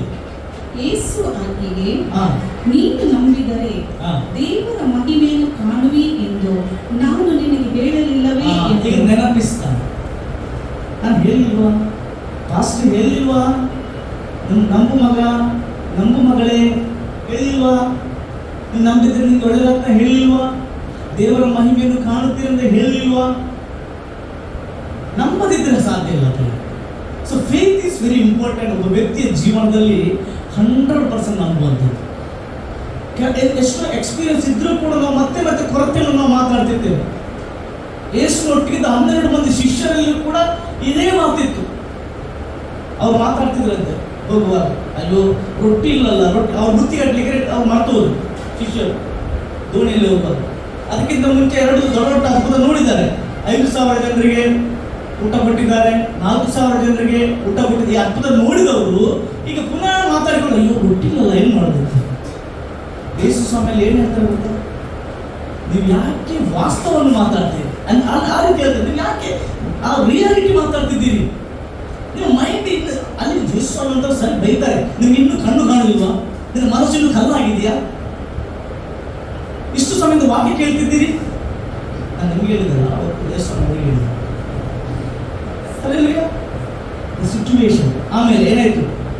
ಮಹಿಮೆಯನ್ನು ಕಾಣಿ ನಾನು ಹೇಳಲಿಲ್ಲವೇ ಎಂದು ಉತ್ತರ ಕೊಟ್ಟ. 43ನೇ ವಚನದಿಂದ ಓದಿ ಸಿಸ್ಟರ್. ಅದನ್ನು ಹೇಳಿದ ಮೇಲೆ ದೊಡ್ಡ ಶಬ್ದದಿಂದ ಲಾಜರನೇ ಹೊರಗೆ ಬಾ ಎಂದು ಕೂಗಿದನು. ಸತ್ತಿದ್ದವನು ಹೊರಗೆ ಬಂದನು. ಅವನ ಕೈ ಕಾಲುಗಳು ಬಟ್ಟೆಗಳಿಂದ ಕಟ್ಟಿದ್ದವು, ಅವನ ಮುಖವು ಕೈ ಪಾವುಡದಿಂದ ಸುತ್ತಿತ್ತು. ಯೇಸು ಅವರಿಗೆ, ಅವನನ್ನು ಬಿಚ್ಚಿರಿ, ಹೋಗಲಿ ಎಂದು ಹೇಳಿದನು. ಮರಿಯಳ ಬಳಿಗೆ ಬಂದ ಯೆಹೂದ್ಯರು ಆತನು ಮಾಡಿದ ಕಾರ್ಯವನ್ನು ನೋಡಿದಾಗ ಅವರಲ್ಲಿ ಅನೇಕರು ಆತನನ್ನು ನಂಬಿದರು. ಏನಾಯ್ತು? ದೇವರ ಮಹಿಮೆ ಇತರರು ಯೇಸುವನ್ನು ನಂಬುವಂತೆ ಮಾಡ್ತಾರೆ. ಅದಕ್ಕೆ ದೇವರನ್ನು ನಾವು ನಮ್ಮ ಸಿಚುವೇಶನ್ ನೋಡಿ ಅದನ್ನು ಮಾತಾಡಬೇಡಿ. ನಿಮ್ಮ ಕೊರತೆಯನ್ನು ಒಬ್ಬ ವಿಶ್ವಾಸ ಹತ್ರ ಮಾತನಾಡ್ತಿದ್ರೆ ಅವ್ರು ಹೇಳ್ತಾರೆ, ನಿಮ್ಮ ದೇವರು ಎಂತ ದೇವರು? ನಿಮ್ಮ ಕಷ್ಟಗಳನ್ನು ಬೇರೆ ಯೇಸುವನ್ನು ಅರಿದಂತ ಜನರ ಹತ್ರ ನೀವು ಮಾತಾಡಿದಾಗ ಅವ್ರು ಹೇಳ್ತಾರೆ, ಅವ್ರು ಏನು ನಿಮ್ಮ ದೇವರು, ನಾವು ನಮ್ಮ ಕಷ್ಟಗಳನ್ನು ಯಾರ ಹತ್ರ ಹಂಚಿಕ್ಕೆ ಹೋಗ್ಬೇಡಿ. 100% ನಂಬಿಕೆ ಇಡು ದೇವರ ಹತ್ರ. ಆತನ ಜೀವನದಲ್ಲಿ ಮಹಿಮೆ ಕಾರ್ಯ ಮಾಡ್ತಾರೆ ಎಂದಾಗಿ ನೀವು ಅದನ್ನು ಅರಿತುಕೊಂಡ್ರಿ. ಯೇಸು ನೆನಪಿಸ್ತಾನೆ ಅಲ್ಲಿ ಯಾರಿಗೆ ಮಾತನಾಡಿ ನೆನಪಿಸ್ತಾನೆ. ಯಾಕೆ ಗೊತ್ತಾ, ನಾವು ಮರ್ತು ಹೋಗ್ತೇವೆ. ಕಳೆದ ವಾರ ಸಂದೇಶವೂ ನೆನಪಿಲ್ಲ, ಮತ್ತೆ ಹೇಗೆ ನಿಮಗೆ ನೆನಪಿರಬಹುದು, ನನಗೆ ನೆನಪಿರ್ತಿರ್ಲಿಲ್ಲ ಮುಂಚೆ. ಹಾಗಾಗಿ ನಾವು ಸಭೆಗೆ ಬಂದು ಹೋಗುವಾಗ ಏನು ನಮ್ಮ ಜೀವನದಲ್ಲಿ ವರ್ಕ್ ಆಗುವುದಿಲ್ಲ. ನಾನು ಹೇಳ್ತೇನೆ, ಈ 3ನೇ ವರ್ಷ 3 ವರ್ಷ ಆಯಿತು. ಈ ವಾರದಿಂದ ನಿಮಗೆ ಮರೆತು ಹೋಗ್ತಾರೆ, ಪೆನ್ ಮತ್ತು ಹೋಗ್ತಾನೆ ಬರೆದು ಮಾಸ್ಟರ್ ಹೇಳಿದ ಮಾತು ಮನೆಗೆ ಹೋಗಿ ಅದನ್ನು ಮೆಡಿಟೇಷನ್ ಮಾಡಿ. ಆ ವಾಕ್ಯ ಯಾಕೆ ಕುಡಿದ್ರೆ ಗೊತ್ತಾ, ಅದರಲ್ಲಿ ನಾವು ಜೀವನ ಮಾಡಲಿಕ್ಕೋಸ್ಕರ. ವಾಕ್ಯ ಕೇಳಿ ಹೋಗಿ ಏನು ಪ್ರಯೋಜನ ಇಲ್ಲ, ಅದನ್ನು ಅಳವಡಿಸಬೇಕು. ಅದಕ್ಕೆ ಇವಳು ಹೇಳಿದ್ದಾರೆ, ಆಲ್ರೆಡಿ ಹೇಳಿದ್ದಾರೆ ಮಕ್ಕಳಿಗೆ ಇಬ್ಬರಿಗೂ ಹೇಳಿದ್ದಾರೆ, ನೀವು ನಂಬಿದ ದೇವರ ಮೇಲೆ ಕಾಣ್ತೀರಿ. ಅದಕ್ಕೆ ಯೇಸು ಮತ್ತೆ ನೆನಪಿಸಿದ್ದಾರೆ. ನಿನಗೆ ಹಿಂದೆ ಹೇಳಿಲ್ವಾ? ನೀನು ಯಾಕೆ ಮರೆತು ಹೋಗ್ತಿದ್ದಿ? ನಿನ್ನ ಕಷ್ಟ ಬರುವಾಗ ಯಾಕೆ ನೀನು ಮರಿತಾ ಇದ್ದಿ? ಹಲ್ಲೆಲೂಯಾ! ಎಷ್ಟು ಜನ ದೇವರ ಮಹಿಮೆಯನ್ನು ಕಾಣಲಿಕ್ಕೆ ಇಷ್ಟಪಡ್ತಾರೆ? ನೀವು ದೇವರ ಮಹಿಮೆಯನ್ನು ಕಾಣ್ತಿರ್ತೀರಿ, ಮಹಿಮೆಯನ್ನು ಕಾಣ್ತೀರಿ. ಹಾಗಾಗಿ ಯೇಸು ಅದನ್ನು ಹೇಳ್ತಾನೆ, ಅಲ್ಲಿ ಅನೇಕರು ಆತನನ್ನು ನಂಬಿದರು ಎಂಬುದಾಗಿ ಅಲ್ಲಿ ಸಾಕ್ಷಿ ಇರ್ತಾರೆ. ಅಂದರೆ ನಿಮ್ಮ ಜೀವನ ನೋಡುವಾಗ ಅನೇಕರು ಯೇಸುವನ್ನು ನಂಬುವಂಥ ಜೀವನ. ಹಿಂದೆ ಬಿಟ್ಟು ತೊಂದರೆ ಇಲ್ಲ, ಈ ದಿನಕ್ಕೆ ಹೇಗೆ ನಡೆದಿದೆ ತೊಂದರೆ ಇಲ್ಲ, ನೋ ಪ್ರಾಬ್ಲಮ್. ಆದರೆ ಇವತ್ತಿನ ನನ್ನ ಪ್ರೀತಿಯ ಯೌವನಸ್ಥ ಮಕ್ಕಳೇ, ನಿಮ್ಮ ಕಾಲೇಜಿನಲ್ಲಿ ನೀವು ಹೋಗುವ ಸ್ಥಳಗಳಲ್ಲಿ ನೀವು ಡಿಫ್ರೆಂಟ್ ಆಗಿರ್ಬೇಕು. ನಾನು ಹೆಚ್ಚಿಸ್ಕೊಳ್ಳಿಕ್ಕೆ ಹೇಳ್ತಾ ಇಲ್ಲ. ಬೈ ಗಾಡ್ಸ್ ಗ್ರೇಸ್ ನನ್ನ ಮಗಳೀಗ ಬೇರೆ ದೇಶದಲ್ಲಿದ್ದಾಳೆ. ಅವಳ ಜೊತೆ 3-4 ಇಂಡಿಯನ್ಸ್ ಬೇರೆ ಇದ್ದಾರೆ ಹುಡುಗಿಯರು. ಸೊ ನಾನು ಅವಳಿಗೆ ಫಸ್ಟ್ ಬರುವ ಒಂದು ಮಾತು ಹೇಳಿ ಬಂದೆ, ನೀನು ಎಷ್ಟು ದುಡಿತೀಯೋ ನನಗೆ ಗೊತ್ತಿಲ್ಲ, ನನಗೆ ತೊಂದರೆ ಇಲ್ಲ, ನಿನ್ನ ಇನ್ಕಮ್ ನೋ ಪ್ರಾಬ್ಲಮ್ ನನಗೆ. ಆದರೆ ನೀನು ದೇವರ ಸಾಕ್ಷಿಯಾಗಿ ಆತನ ಮಹಿಮೆಯನ್ನು ಪ್ರಖ್ಯಾತಿಪಡಿಸಬೇಕು, ಇದೇ ನನ್ನ ಆಸೆ ಅಂತ ಹೇಳಿದೆ. ನಿನ್ನ ಜೊತೆಗೆ ಇರುವವರಿಗೆ ನಿನ್ನ ನಡತೆ ಅವರು ನೋಡ್ತಾರೆ. ನಿನ್ನ ಯೇಸುವಿನ ಮಗಳಂತೇಳಿ ನಿನ್ನ ಪ್ರಾರ್ಥನೆಗೆ ಹೋಗುವುದಕ್ಕೆ ಅವ್ರಿಗೆ ಗೊತ್ತಿದೆ, ನಿನ್ನ ನಡತೆ ಅವರು ನೋಡ್ತಾರೆ. ಒಂದು ವೇಳೆ ನೀನು ಅವರ ಹಾಗೆ ನಡೆದ್ರೆ ನಿನಗೆ ಯಾವತ್ತೂ ಸುವಾರ್ತೆ ಕೊಡಲಿಕ್ಕೆ ಸಾಧ್ಯ, ಯಾವತ್ತೂ ಸಾಧ್ಯ. ಅದನ್ನು ವಿಭಿನ್ನವಾಗಿದ್ದರೆ, ಪ್ರಾರ್ಥನೆಯಲ್ಲಿದ್ದರೆ ಖಂಡಿತ ಅವರು ನಿನ್ನ ಹತ್ರ ಮೇಲೆ ಬರ್ತಾರೆ, ನಿನಗೆ ಸುವಾರ್ತೆ ಕೊಡಬಹುದು, ಯೇಸುವಿನ ಮಹಿಮೆಯನ್ನು ಪ್ರಖ್ಯಾತಿಪಡಿಸ್ತಾರೆ. ಪ್ರಿಯರೇ, ಯೌವನಸ್ಥ ಮಕ್ಕಳೇ, ನೀವು ರೀಚ್ ಆಗುವ ಜಾಗಕ್ಕೆ ಪಾಸ್ಟರ್ ರೀಚ್ ಆಗಲಿಕ್ಕೆ ಆಗುವುದಿಲ್ಲ. ನಾನು ರೀಚ್ ಆಗುವ ಜಾಗಕ್ಕೆ ನೀವು ರೀಚ್ ಆಗಲಿಕ್ಕೆ ಆಗುವುದಿಲ್ಲ. ನಮ್ಮನ್ನು ದೇವರು ಎಲ್ಲಿಟ್ಟಿದ್ದಾರೋ ಅಲ್ಲಿ ನಾವು ಸಾಕ್ಷಿ ಆಗಬೇಕು. ಆತನ ಮಹಿಮೆಯನ್ನು ಪ್ರಖ್ಯಾತಿ. ನೀವು ಕೆಲಸ ಮಾಡುವ ಜಾಗದಲ್ಲಿ ಬೇರೆಯವರು ಜಗಳ ಮಾಡ್ತಾರೆ, ನಾವು ಬೇಡ, ನಾವು ಪ್ರೀತಿಯನ್ನು ಶೋ ಮಾಡಬೇಕು. ಪ್ರೀತಿಯನ್ನು ಶೋ ಮಾಡಿ. ಒಬ್ರು ಹೀಗೆ ಹೇಳ್ತಾರೆ, ನಫರತ್ ಕಿ ಬಾಜಾರ್ ಮೇ ಮೊಹಬ್ಬತ್ ಕಿ ದುಕಾನ್. ಒಬ್ಬರು ರಾಜಕೀಯ ವ್ಯಕ್ತಿ ಹೇಳಿದ ಮಾತು, ನಫರತ್ ಕಿ ಬಾಜಾರ್ ಮೇ ಮೊಹಬ್ಬತ್ ಕಿ ದುಕಾನ್. ಅಂದರೆ ದ್ವೇಷಪೂರಿತವಾದ ಈ ಒಂದು ಬಜಾರ್ನಲ್ಲಿ ನನ್ನದೊಂದು ಅಂಗಡಿ, ಪ್ರೀತಿಯ ಅಂಗಡಿ. ಈ ಜನರ ಮಧ್ಯದಲ್ಲಿ ನಾವು ಪ್ರೀತಿಯಾಗಿರ್ಬೋದು, ನಮ್ಮನ್ನು ದ್ವೇಷ ಮಾಡುವವರ ಮಧ್ಯದಲ್ಲಿ ನಾವು ಪ್ರೀತಿಯಾಗಿರ್ಬೋದು, ನಮಗೆ ಬೈಯುವವರ ಮಧ್ಯದಲ್ಲಿ ನಾವು ಅವರನ್ನು ಆಶೀರ್ವದಿಸುವಂಥ ಮಕ್ಕಳಾಗುವ. ಅದಕ್ಕೆ ಮೈಂಡನ್ನು ರಿನ್ಯೂ ಮಾಡುವ, ನಮ್ಮ ಮನೋನೇತ್ರಗಳನ್ನು ಕರೆಯುವ. ಹಲ್ಲೆಲೂಯಾ! ನಿಮ್ಮ ಜೀವನದಲ್ಲಿ ಹೇಳಬಲ್ಲೆ, 100% ದೇವರ ಮಹಿಮೆ ನೀವು ಕಾಣುತ್ತೀರಿ. ಈಗ ನೀವು ಹೋಗುತ್ತಿರುವಂಥ ಪರಿಸ್ಥಿತಿ ದೇವರು ಬದಲು ಮಾಡುತ್ತಾನೆ. ನಿಮ್ಮ ಎಕ್ಸ್ಪೀರಿಯನ್ಸ್ ಅಲ್ಲ, ದೇವರೇ ನಿಮ್ಮ ಜೊತೆ ಇದ್ದುಕೊಂಡು ಅದನ್ನು ಮಾಡ್ತಾನೆ. ಹಲ್ಲೆಲೂಯಾ! ನೀವು ನಂಬಿದರೆ ದೇವರ ಮಹಿಮೆಯನ್ನು ಕಾಣುತ್ತಾರೆ. ನೀವು ನಂಬಿದರೆ ದೇವರ ಮಹಿಮೆಯನ್ನು ಕಾಣುತ್ತಾರೆ. ಎಷ್ಟು ಜನ ಇವತ್ತು ರೆಡಿಯಾಗಿದ್ದೀವಿ? ಹೌದು ಸ್ವಾಮಿ. ನೆಕ್ಸ್ಟ್ ವೀಕ್ ಫಾಸ್ಟ್ ಕೇಳ್ತಾರೆ, ಯಾವ ವಾಕ್ಯ ಕೇಳಿದ್ರೆ ಎಷ್ಟು ವಾಕ್ಯ. ಈಗ ಇಷ್ಟು ನಾವು ಮಾತಾಡಿದ್ದೇವೆ, ಯಾವ ವಾಕ್ಯ ನಿಮಗೆ ನೆನಪು? ಜಸ್ಟ್ ನಾನು ಮುಂಚೆ ಗೊತ್ತಾ, ಆಮೇಲೆ ನಾನು ಮುಂಚೆ ಗೊತ್ತಾ, ಲಾಸ್ಟಲ್ಲಿ ಪ್ರಸಂಗ ಮಾಡ್ತಿರ್ತಾರೆ, ಮಾಡ್ತಾ ಇರೋದು ಆದರೆ ನನ್ನ ಮನಸ್ಸಲ್ಲಿರುವುದಿಲ್ಲ. 10 ಸಲ ಮತ್ತೆ ಅವ್ರಿಗೆ ಕಾಣೋದಾಗಿಲ್ಲ. ಸ್ವಲ್ಪ ಬಾಡಿಗೆ ರೆಸ್ಟ್ ಇರುವುದಿಲ್ಲ, ಅದು ಬೇರೆ. ಆದರೆ ಬೋರ್ ಆಗಿ ಕೆಲಸ ಆಗ್ತದೆ, ನಮ್ಮ ದೇಹಕ್ಕೆ ರೆಸ್ಟ್ ಇಲ್ಲದೆ ಬರ್ತಿಲ್ಲ. ಆದರೆ ಕೆಲವು ಸಲ ಇದು ಯಾವುದು ಪ್ರಸಂಗ ಕೇಳುವಾಗಲೇ ಸ್ಟಾರ್ಟ್ ಆಗ್ತದೆ. ನಾನು ಹಿಂದೆ ಕಹೋರ ಪ್ಯಾರ್ ಹೇ ಅಂತೇಳಿ ಒಂದು ಪಿಕ್ಚರ್ ಇತ್ತು, 8 ಸಲ ನೋಡಿದೆ ಯೇಸುವನ್ನು. ನಾನು ಒಂದು ದಿನ ಆ 8 ಸಲ ನೋಡುವಾಗಲೂ ಕೂಡ ನನಗೆ ಬರಲೇ ಇಲ್ಲ. 3 ತಾಸಿನ ಪಿಕ್ಚರ್ ಅದು. ಹಿಂದೆ ಯೇಸುವನ್ನು ಈಗ ಅವರು ಹೋಗಬೇಡಿ ಆ ಪಿಕ್ಚರ್ಗೆ. ನಾನು ಇದು ಯೇಸುವನ್ನು ಅಂದರೆ ಹೆಚ್ಚು ಆ ಯೇಸುವಿನ ಬಗ್ಗೆ ಗೊತ್ತಿಲ್ಲದ ಸಮಯದಲ್ಲಿ ನಾನು ಮಾಡಿದ ತಪ್ಪು. ಆದರೆ ಅರ್ಧ ಗಂಟೆ 3/4 ಗಂಟೆ ಪ್ರಸಂಗ ಆಗುವಾಗ ಇದಾಗಿ ಆಗ್ತದೆ, ನನಗೂ ಕೂಡ ಆಗ್ತದೆ. ಕೆಲವು ಸಲ ನಮ್ಮ ದೇಹ ಟಯರ್ಡ್ ಇದ್ರೆ, ಕೆಲವು ಸಲ ನೈಟ್ ಡ್ಯೂಟಿ ಹೋಗಿ ಬರ್ತಾರೆ ಕೆಲವರು, ಅಥವಾ ದೇಹ ಟಯರ್ಡ್ ಇದ್ರೆ ಆಗ್ತದೆ. ಆದರೆ ಕೆಲವು ಸಲ ಹೆಚ್ಚಿನವರಿಗೆ ಒಮ್ಮೆ ಅದು ಬಂದೇ ಬರ್ತದೆ ಅರ್ಧ ಗಂಟೆ ಆಗುವಾಗ. ಅಲ್ಲಿ ನಮಗೆ ಇಂಟ್ರೆಸ್ಟಿಂಗ್ ಸಬ್ಜೆಕ್ಟ್ ಆದರೆ ನಮಗೆ ಬಿಡುವುದಿಲ್ಲ. The subject is important. ನನ್ನ ಯೇಸು ಸ್ವಾಮಿ, ನನ್ನ ದೇವರೇ ನನ್ನ ಸಂಗಡ ಮಾತನಾಡ್ತಾರೆ ಎಂಬುದಾಗಿ ನೀವು ತಿಳಿದುಕೊಂಡ್ರೆ ನೀವು ಯಾವತ್ತೂ ಕೂಡ ಬರುವುದಿಲ್ಲ. ಅಲ್ಲಿ ಇದೆಲ್ಲ ನನ್ನ ಎಕ್ಸ್ಪೀರಿಯನ್ಸ್ ಮೇಲೆ, ನೀವು ಕರೆಕ್ಟ್ ಮಾಡಲಿಲ್ಲ ನೀವು ಯಾರು ಕೂಡ, ನಾನು ಜಸ್ಟ್ ಹೇಳಿದಷ್ಟೇ. ನಾನು ಹೇಗೆ ಮಾಡ್ತೀನಿ, ನಮ್ಮ ದೇವರು ಒಳ್ಳೆಯ ದೇವರು. ಹಾಗಾಗಿ ಇಲ್ಲಿ ನಾವು ನೋಡ್ತೇವೆ, ದೇವರು ಆತನ ತನ್ನ ಮಹಿಮೆಯನ್ನು ಪ್ರಖ್ಯಾತಿಪಡಿಸಬೇಕೆಂತೇಳಿ ನನ್ನನ್ನು ನಿಮ್ಮನ್ನು ಆರಿಸಿ ತೆಗೆದುಕೊಂಡಿದ್ದಾನೆ. ಇವತ್ತು ಎಲೀಮ್ ಫುಲ್ ಗಾಸ್ಪಲ್ ಚರ್ಚಿನ 3ನೇ ವರ್ಷದ ಈ ಒಂದು ಸೆಲೆಬ್ರೇಷನ್ ನಾವೆಲ್ಲ ಒಟ್ಟಾಗಿ ಮಾಡ್ತಿದ್ದೇವೆ. ಈ ವರ್ಷ ದೇವರ ಮಹಿಮೆಯನ್ನು ಪ್ರಖ್ಯಾತಿಪಡಿಸುವ ವರ್ಷವನ್ನಾಗಿ ನಾವು ಘೋಷಿಸುತ್ತೇವೆ. ಈ ವರ್ಷ ದೇವರ ಮಹಿಮೆಯನ್ನು ಪ್ರಖ್ಯಾತಿಪಡಿಸುವ ವರ್ಷವನ್ನಾಗಿ ನಾವು ಘೋಷಿಸಬೇಕು. ಅಷ್ಟು ಮಾತ್ರವಲ್ಲ, 4ನೇ ವರ್ಷಕ್ಕೆ ಬರುವಾಗ ಅನೇಕ ಟೆಸ್ಟ್ಮೆಂಟ್ಗಳಿವೆ. ಆ ದೇವರ ಮಹಿಮೆಗೋಸ್ಕರ ಅನೇಕರು ಆ ಮಹಿಮೆಯನ್ನು ನೋಡಿ ಯೇಸು ನಂಬಿಕೊಂಡು ಬರುವ ಹಾಗೆ ಇದಾಗಬೇಕು. ಆಗ್ತದೆ, ಎಷ್ಟು ನಂಬಿದ್ದಾಗ್ತದೆ, ಖಂಡಿತ ಆಗ್ತದೆ. ಹಾಗಾದ್ರೆ ಅದಕ್ಕೆ ಯಾರು ಇದಕ್ಕೆ ಆಗ್ಬೇಕಾದ್ರೆ ಯಾರು ಅದಕ್ಕೆ ರೆಸ್ಪಾಂಡ್ ಮಾಡಬೇಕು? ಪಾಸ್ಟರ್ ಮಾತ್ರ ಅಲ್ಲ, ಪ್ರತಿಯೊಬ್ಬ ವ್ಯಕ್ತಿ ಅವನ ಜೀವನ ನೋಡಿ ಇನ್ನೊಬ್ಬ ಬದಲಾಗಬೇಕು. ಅವನ ಮಹಿಮೆಯ ಜೀವನ ನೋಡಿ ಇನ್ನೊಬ್ಬ ಬದಲಾಗಬೇಕು. ನಾನು ಹೇಳ್ತೇನೆ, ಈ ಒಂದು ವರ್ಷದಲ್ಲಿ ಅನೇಕರ ಕೊರತೆಯನ್ನು ದೇವರು ನೀಗಿಸುವಂತಿದೆ.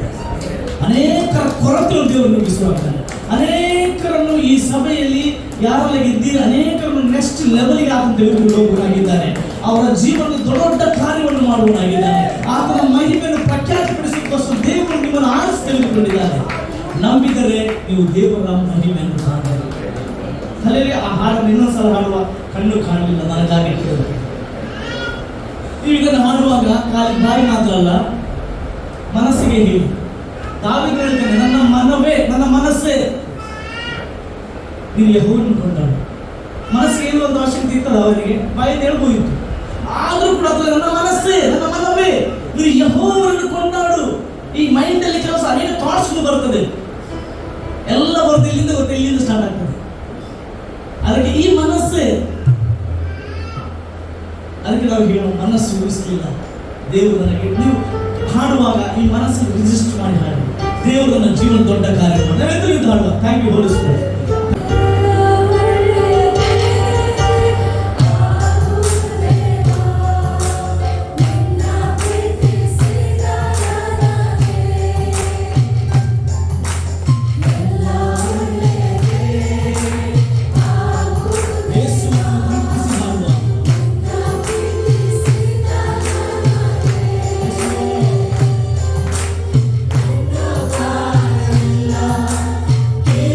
Yeah.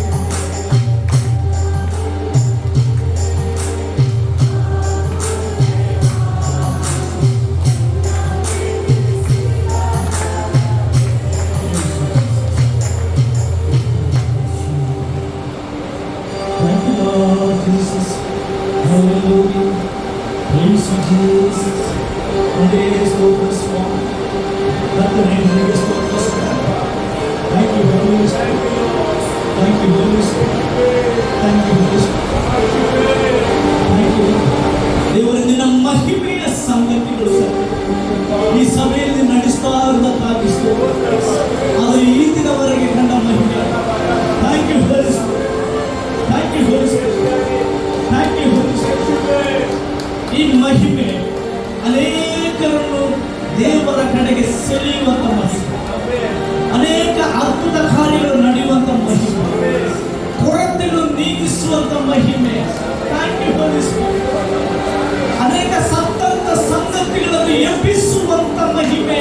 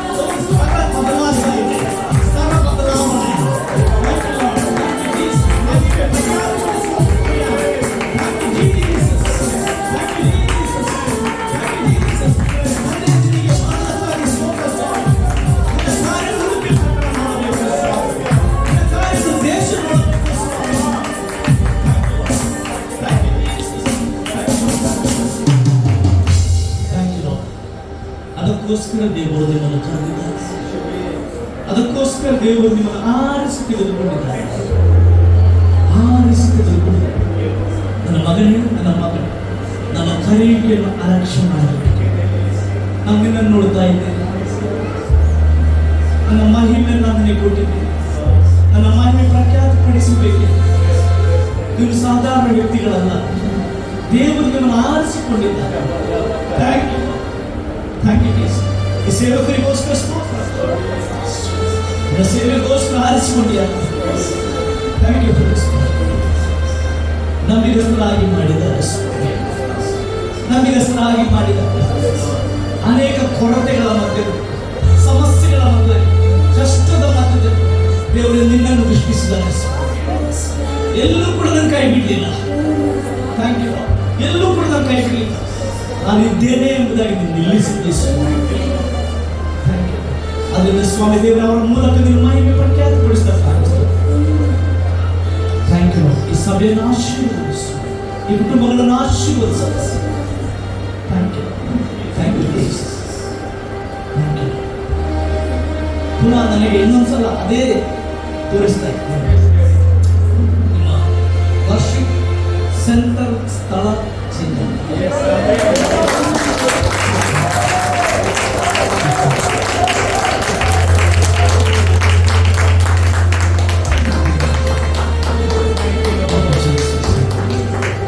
ಇದು ಹೇಗಾಗ್ತದೆ? ಶಾರೀರಿಕ ಕಣ್ಣು ನೋಡುವುದಿಲ್ಲ, ಶಾರೀರಿಕ ಕಿವಿ ಕೇಳುವುದಿಲ್ಲ, ನಿಮ್ಮ ಮನಸ್ಸು ಊಹಿಸಲಿಕ್ಕೆ ಸಾಧ್ಯ ಇಲ್ಲ. ಆದರೆ ಆತ್ಮೀಯ ಕಣ್ಣು ನೋಡಬಹುದು, ಆತ್ಮಿಕ ಕಿವಿಗಳು ಕೇಳಬಹುದು, ಆತ್ಮಿಕ ಮನಸ್ಸುಗಳು ಇದನ್ನು ಕಾಣಬಹುದು, ಆಲೋಚಿಸಬಹುದು. ಇದನ್ನು ಮುಂದೆ ಇಟ್ಟು ನೀವು ದೇವರ ಮಹಿಮೆ ನೋಡ್ತೀರಿ. ಈ ಸಮಯಕ್ಕೋಸ್ಕರ ಸ್ತೋತ್ರ.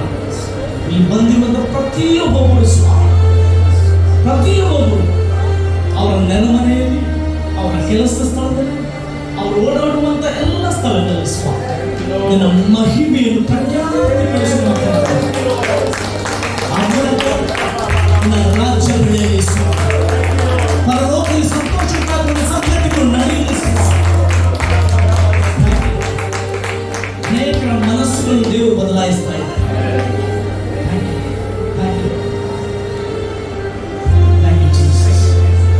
ಅನೇಕರ ಮನಸ್ಸುಗಳು ದೇವರು ಬದಲಾಯಿಸಿದೆ. ಯಾವ ದೇವರು ನನ್ನ ಮನಸ್ಸು ಬದಲಾಯಿಸಿದೆ, ಯಾವ ದೇವರು ನಮ್ಮ ಎಲ್ಲ ಮನಸ್ಸು ಬದಲಾಯಿಸಲು ಶಕ್ತನಾಗಿದ್ದಾನೆ, ಆ ದೇವರು ಅನೇಕರ ಮನಸ್ಸುಗಳನ್ನು ಬದಲಾಯಿಸ್ತಾ ಇದ್ದಾರೆ ಈ ಭೂಲೋಕದ ಪರಲೋಕದ ಕಡೆ. Thank you. ಇನ್ನು ನಮ್ಗೆ ಯಾರು ವೈರಿಗಳಿಲ್ಲ. ಈ ಲೋಕದಲ್ಲಿ ಯಾವ ಮನುಷ್ಯರು ಕೂಡ ನಾವು ವೈರಿಗಳಲ್ಲ. Thank you, thank you Jesus. ನಮ್ಮನ್ನು ದೇವರು ಕ್ಷಮಿಸಿ ಈ ಲೋಕ ಎಲ್ಲರೂ ಕ್ಷಮಿಸಿ ಜೀವಿಸಲಿಕ್ಕೋಸ್ಕರ ಕರೆದಿದ್ದಾರೆ. ಯಾವ ಕಹಿ ಭಾವನೆ ಇವತ್ತಿನ ಯಾರು ಇಲ್ಲ. ಯಾಕೆ ನಾವು ಮನಸ್ಸು ಬದಲಾಯಿಸಿದ್ದಾರೆ. ಪವಿತ್ರ ಆತ್ಮದೇವರು ಮನಸ್ಸನ್ನು ಬದಲಾಯಿಸ್ತಾ ಇದ್ದಾರೆ. Jesus, Jesus, Jesus, Jesus, Jesus, Jesus. Thank you, thank you, thank you. ಒಂದು ಗುಂಪು ಜನರು ಈ ಸಮಯದಲ್ಲಿ ಬರ್ತಾರೆ. The new generation, the new generation. Thank you, new generation. Thank you, the new generation. Thank you. ತಂದೆ, ನೀನು ಹೀಗೆ ಮಾಡೋದಕ್ಕಾಗಿ ಸ್ತೋತ್ರ, ಸ್ತೋತ್ರ. ಈ ಮೂಲಕ ನಮ್ಮ ಕಣ್ಣುಗಳು, ಶಾರೀರಿಕ ಕಣ್ಣುಗಳು ನಿನ್ನ ಮಹಿಮೆಯನ್ನು ಕಾಣುವಂತೆ ಮಾಡಿದ್ದಿ. ಅದಕ್ಕೋಸ್ಕರ ನಿಮಗೆ ಸ್ತೋತ್ರ. ದಾವತಿ ಸ್ವಾಮಿ, ಸಭೆಯನ್ನು, ಸಭಾಪಾಲಕರು, ಇಲ್ಲಿಂದ ಎಲ್ಲರೂ, ವರ್ಷ ಟೀಮನ್ನು ಎಲ್ಲರೂ ನಿನ್ನ ಕೈ ಒಪ್ಪಿಸಿಕೊಡ್ತಾರೆ. ಯೇಸುವಿನ ನಾಮದಲ್ಲಿ